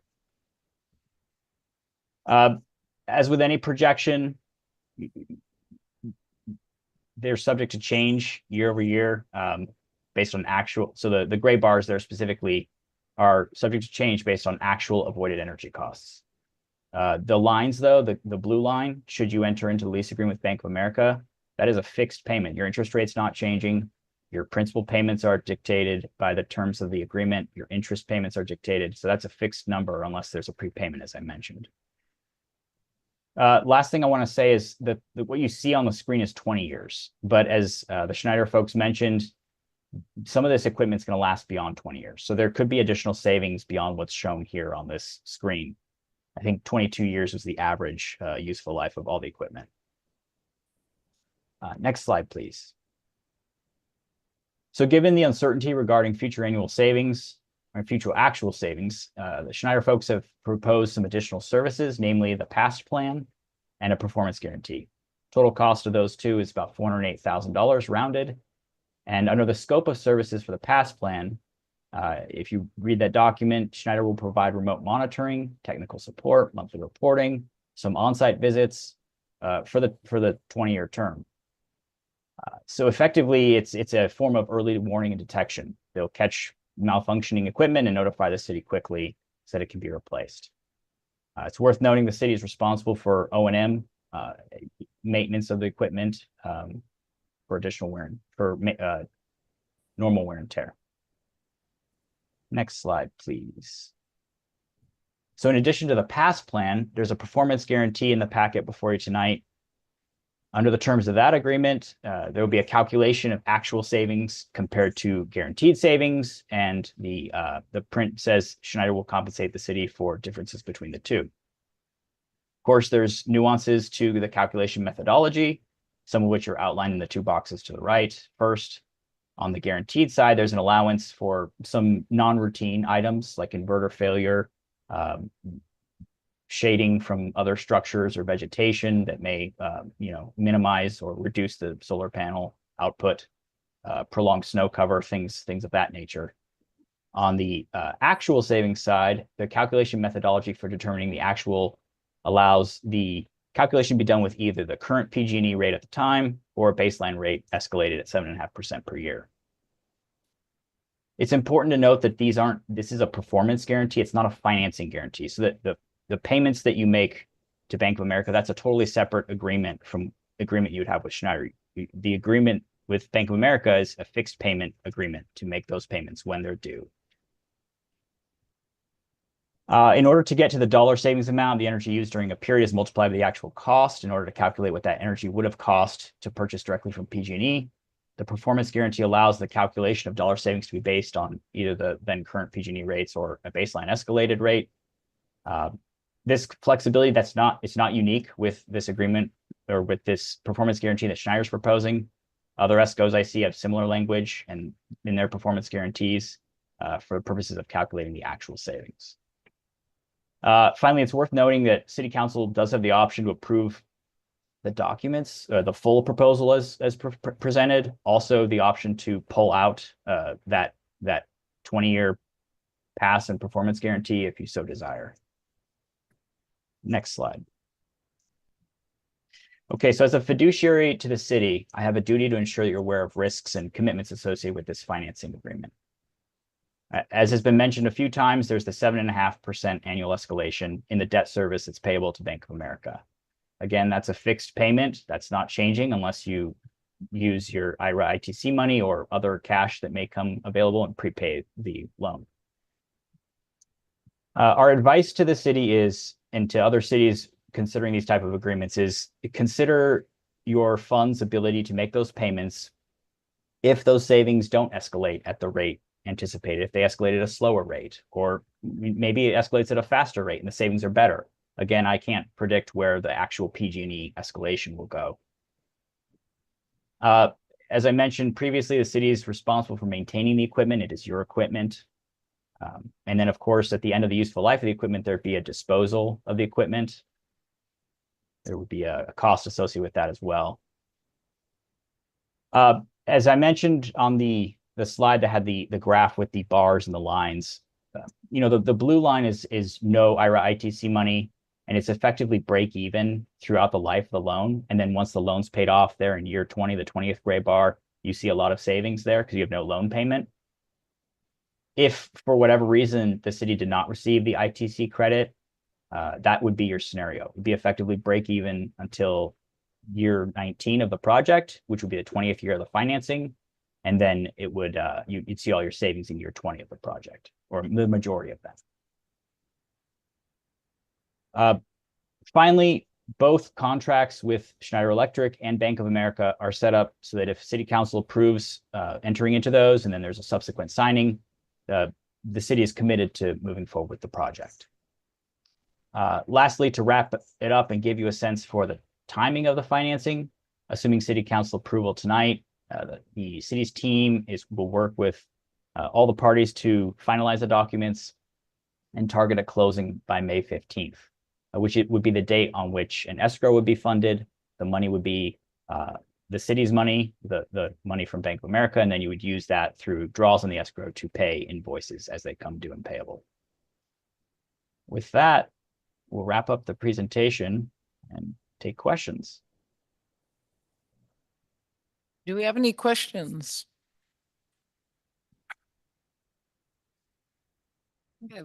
Just one question.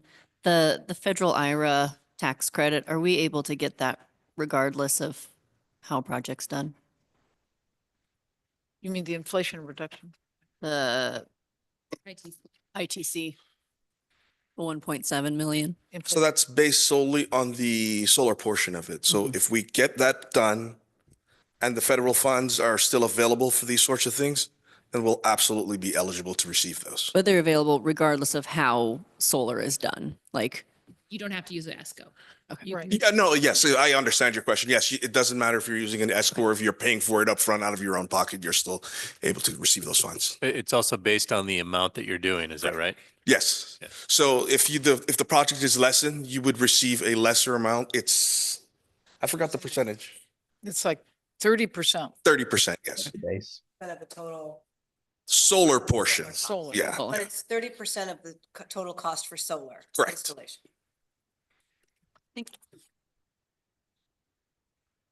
Oh, any other questions? I don't know. Okay. Councilman Holmes? Yes, I saw Bank of America referred to in several of the slides with bank spelled with a C. Now, is that, That is their trading name. what? That is how the bank is traded on the, is it the NASDAQ? It's. Yeah, I think you're right. I actually asked that same question and Gretchen corrected me. So it is with a C. That's the right way to spell it in this context. And that's because of the way it's listed on the stock I, exchange? I guess, I'm not really sure, but Oh, it is correct. all right. And for what it's worth, Bank of America is BAPC, Bank of America Public Capital Corporation, is a specific entity of Bank of America that specializes in municipal transactions of this type. So it's a branch or an arm of Bank of America, if you will. Thank you. So this is a public hearing. So the next item is we will have public comment.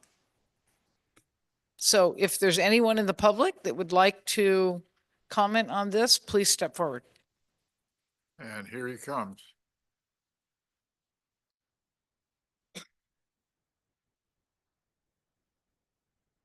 Good evening, Glenn Kramer. I sent you a memo earlier yesterday about my comments on it. I did have a few comments to say about what's been said. And actually, it was stated that there's going to be a lot more infrastructure here. And most of this is replacement except for new charging stations and the fixed solar array. And once placed, when you put fixed solar arrays on, there's no maintenance.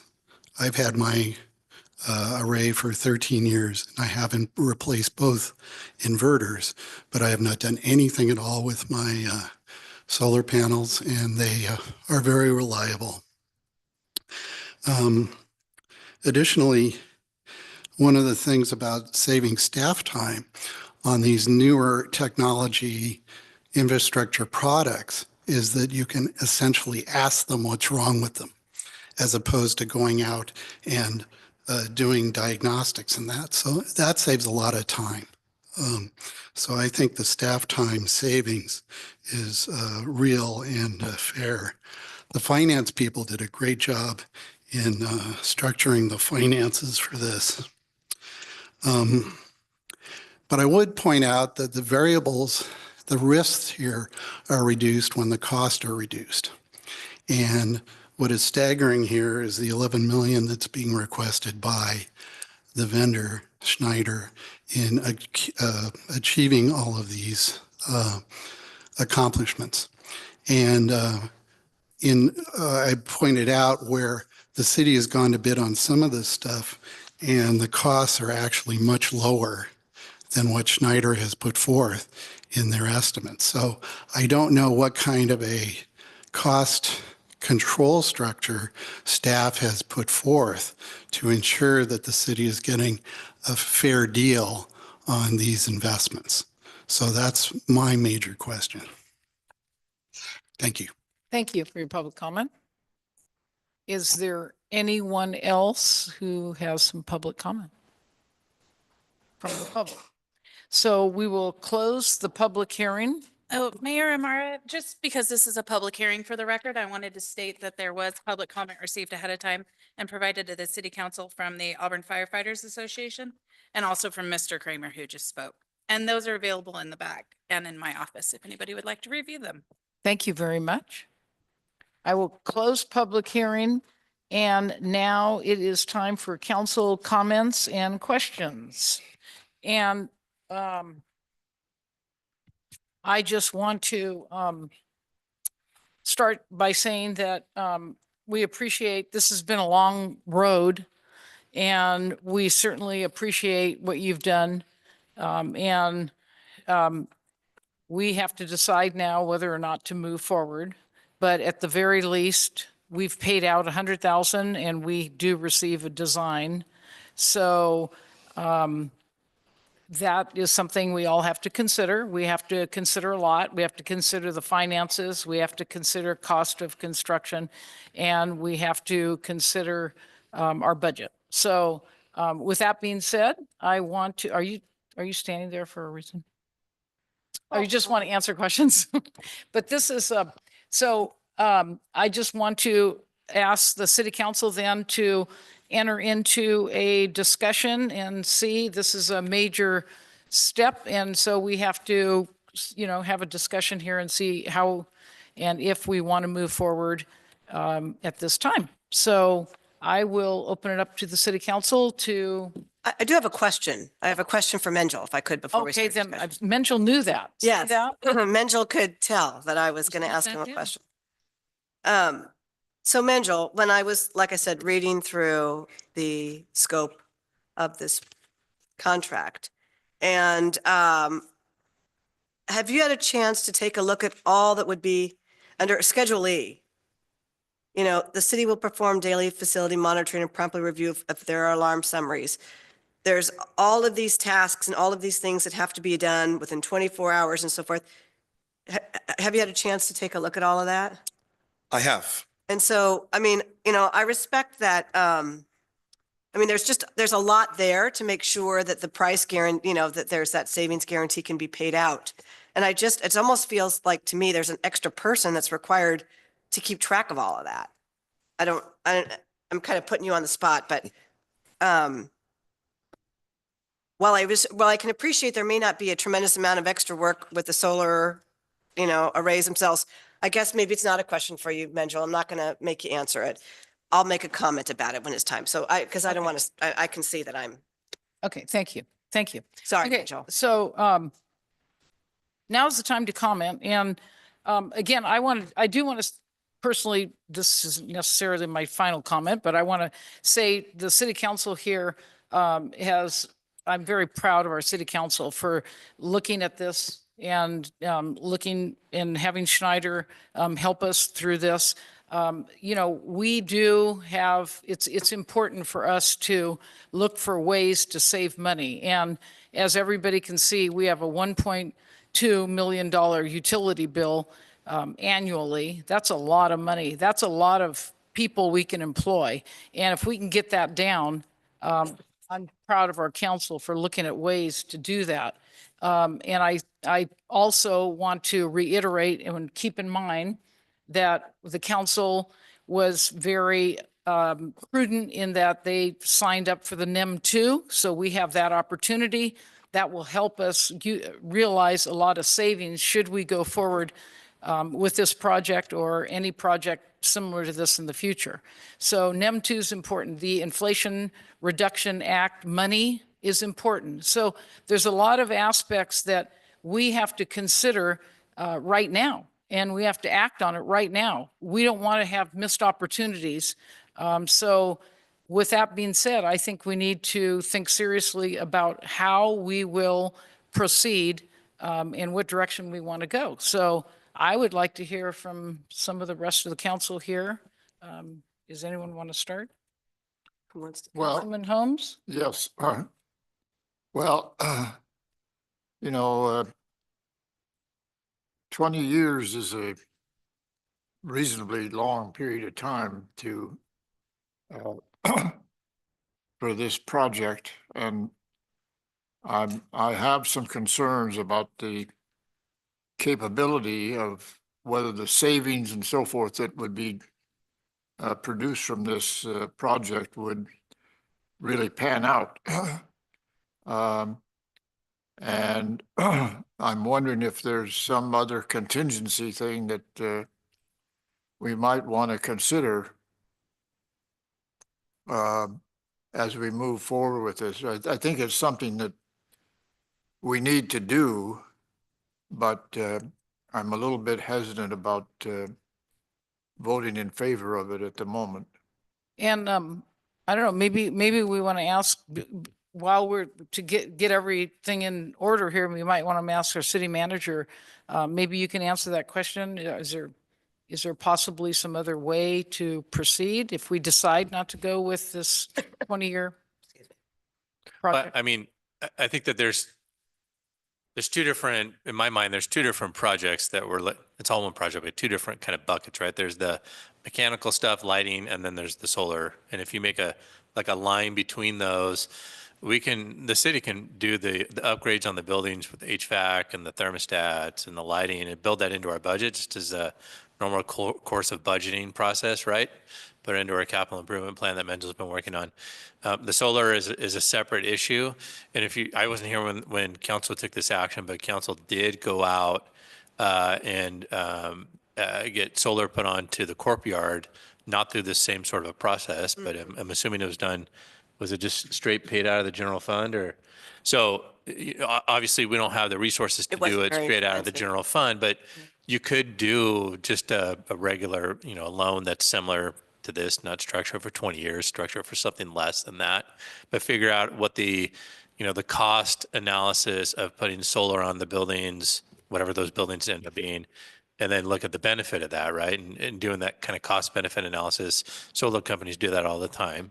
That wouldn't be a major lift for a solar company, obviously. So I think that if council decides to move forward with solar, what I'm trying to say is there's ways to get there that isn't necessarily the ESCO project that's before you.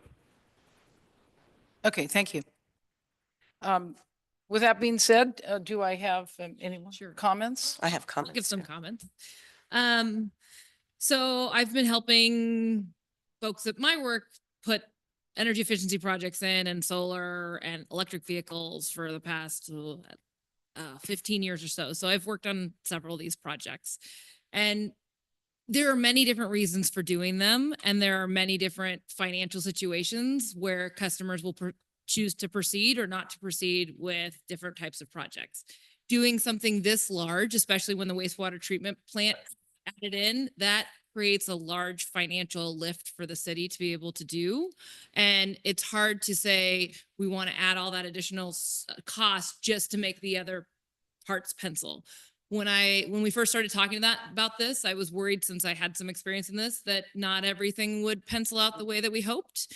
And I think in this financial analysis, we're seeing that it's barely penciling, and I'm a little too concerned about the variables that could go wrong considering where we are financially to make me comfortable to proceed with a project like this.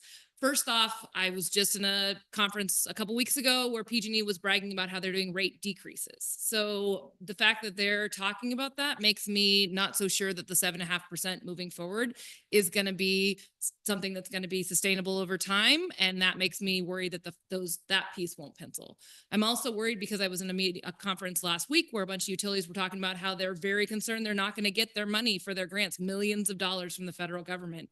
So the piece that makes it so we have enough room to breathe is a piece that I can't guarantee is actually going to happen. So the different parts of all that really makes me not comfortable in our current financial situation moving forward with something like this. I definitely think, I mean, this is what I do for a living.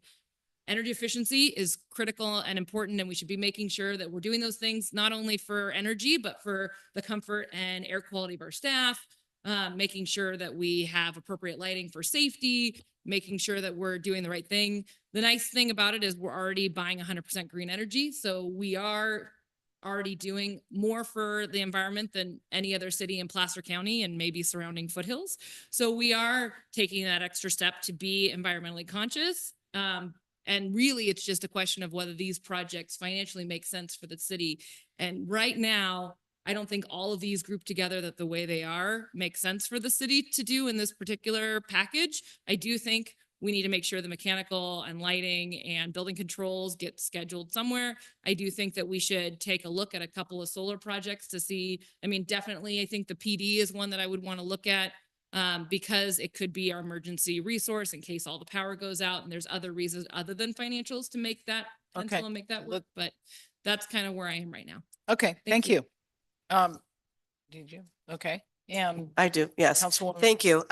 So I agree with Councilwoman Riddell Harris on many of the points that she made. This project, I think it's no surprise to folks. I've had concerns all along that I thought that it was just too large. I was supportive of moving forward with solar at the courtyard. I thought that made sense. We have the electric vehicles out there. I had no problem with spending a couple $100,000 to do that there. I've said it already that I think that the energy escalation rate is just too high, and that poses just too much of a risk to us. That cash flow column is so incredibly narrow. And if we didn't do something right and it caused something to break down or it caused something to not generate the savings that we should have, then we don't get that paid for. I mean, there's so many different risks involved, and it's such a huge project. There's so much solar. And I just can't, support putting our city in this financial situation for another 20 years, not another, but for 20 years. That concerns me. The debt service, it's just too expansive of a project and so much solar, and there's so many expectations, and I would not be able to support it. Thank you. But what I would say that if the council, because I'm fine with solar at the courtyard. I don't think that's on for tonight. But I would like to just, I wanted to say, I wanted to say something, is that first of all, I would also like to thank Councilwoman Riddell Harris for pointing out that we do have Green 100, that we do get our power is 100% renewable. But I want to say this, is that if we're interested in looking at solar somewhere, to me, solar pencils out when it's solar plus storage. And, even NEM 2, you get paid at NEM 2 now for a certain period of time. You don't get paid NEM 2 in perpetuity. That rate that we get paid out is going to be lessened over the years also. So just because we have NEM 2 for the next 10 years, that doesn't mean we're going to have it for forever. We won't. It's just for a scheduled time. So that's another reason why it concerns me with regards to how this pencils out. But again, I think that if we're going to do solar, that we have to look at storage as well. I'm not going to talk about where at this point, but I just wanted to get that on the record. Thank you. Okay. Our city manager has something to say before I say. I just wanted to point something out too for folks who haven't been involved with this, as much as we have in the audience or watching on Zoom or YouTube or whatever. But I think it's important to remember that as Glenn talked about, this process actually started in 2022. When the city was in a vastly different financial situation. We thought we were in a vastly different financial situation, at least. The understanding was that we had about an $800,000 surplus. So if you go back to the comment that Christian made about the city being able to make debt service payments with or without the savings, at that point, we would have been able to make those debt service payments because our understanding was that we had an $800,000, almost $900,000 surplus.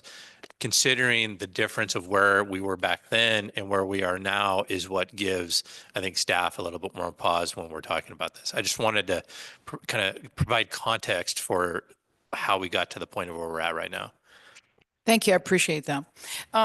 What I would like to say is that, part of this is I agree with the comment that we don't we did not really receive a breakdown of each individual solar project. So whether or not it makes sense, to me, some of the costs seem awfully high. And so I am having trouble with that. And I'm having trouble with the escalation rate. I'm having the same problems as everybody here on the council is. And so I just, at this time, I don't think it's the way to go is to move forward with this ESCO project. I think, though, what I would like to do is give direction to staff to look at, I think like our city manager said, look at alternate ways to see if we can have solar construction and what it makes the most sense on all these buildings and separate that out from the HVAC and lighting and whatever. So I think having our staff and city manager look closer at a way forward makes sense to me right now, if that's good with everybody here, including battery save their storage.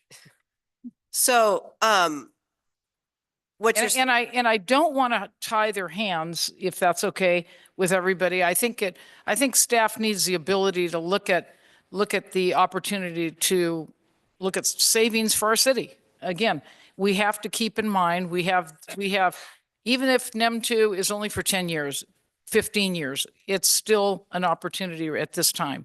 And the Inflation Reduction Act money could still be there if we hurry this along. And again, these are opportunities that I think we need to not just gloss over, because then they'll be forever gone. So I think with all that being said, I think we need to be able to allow our city manager and staff have the flexibility to see what is the best way to proceed forward and then bring it back to us.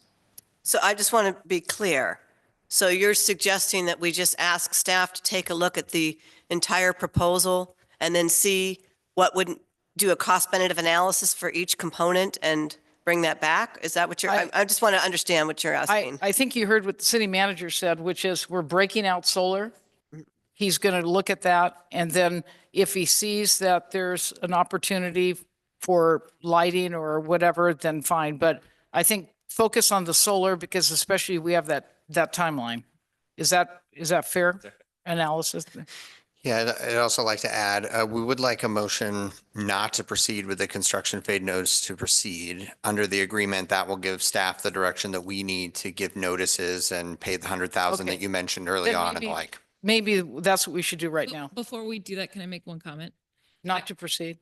Yeah, Okay. before the not to proceed. Okay. I'd like to thank Schneider for all of the work that they've done on this. They did an excellent audit. They did a lot of work.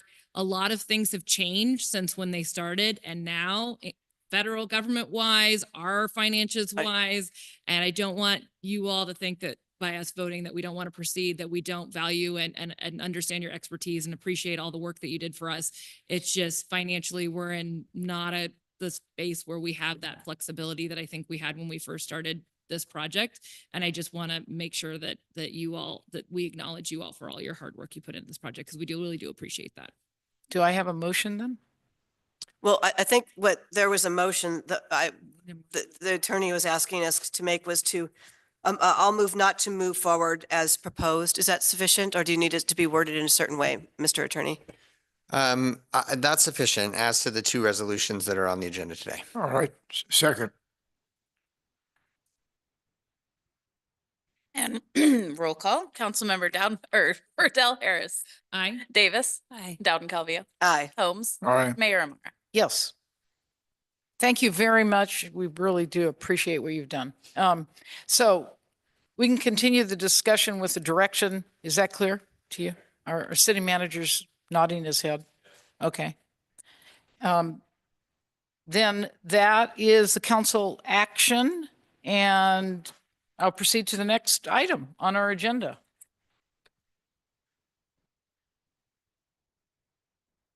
I've got to find the agenda. Here it is. So this brings us to the city manager report. I'll keep this brief so I don't have a coughing fit and make our esteemed city attorney sick. Just quickly, you spoke about canyons, so I'm not going to dwell on that, but I did want to make sure that everybody, that we, give a shout out to all of the folks who worked on that. Those kind of big events that we have really impact all of our city departments, and they all kind of came together to make sure that everything worked out pretty well. If you'll notice, this year we had a lot of those tilt-up car barriers, like they're called aero barriers. So if a car drives into it, it flips up the front of the car. You probably saw those stationed around. They're not supposed to be obtrusive, so you might not have actually seen those, but we were able to pull from different cities to get those up here for the event. So I really appreciate the help from everybody else. And then the last thing is Thursday evening, I was able to attend with a few of you, the unveiling of the new 5 shack tiles at the California Welcome Center. And so I just wanted to let folks know that those tiles were for Virginia Jane Ray Bell, Monroe Spud DeJarnette, Dr. John F. Engel, Gussie Alberta Wright Stewart, who has a exhibition upstairs. She doesn't have it. Our city historian put it together. And then, of course, the kind of indomitable Joanne Neft also. So that was kind of a really neat thing to go to. They had some folks kind of acting out the lives of these people and different speeches and stuff. So that was really nice. The rest of it, you have the copy on the dais, and then there's obviously copies in the back also posted on the city's website. So I can answer questions if you have any. Any questions for the city manager? Okay. City council committee reports. Does anyone have anything? I just want to report that I will be traveling to Cap on Thursday on behalf of Pioneer Community Energy as chair, so not the city, but I will be there representing the city as well. So great, thank you. Be doing that. And I'll be there on behalf of the air pollution control and Auburn. Great, thank you. Anyone else? Okay, well then this meeting is adjourned. Thank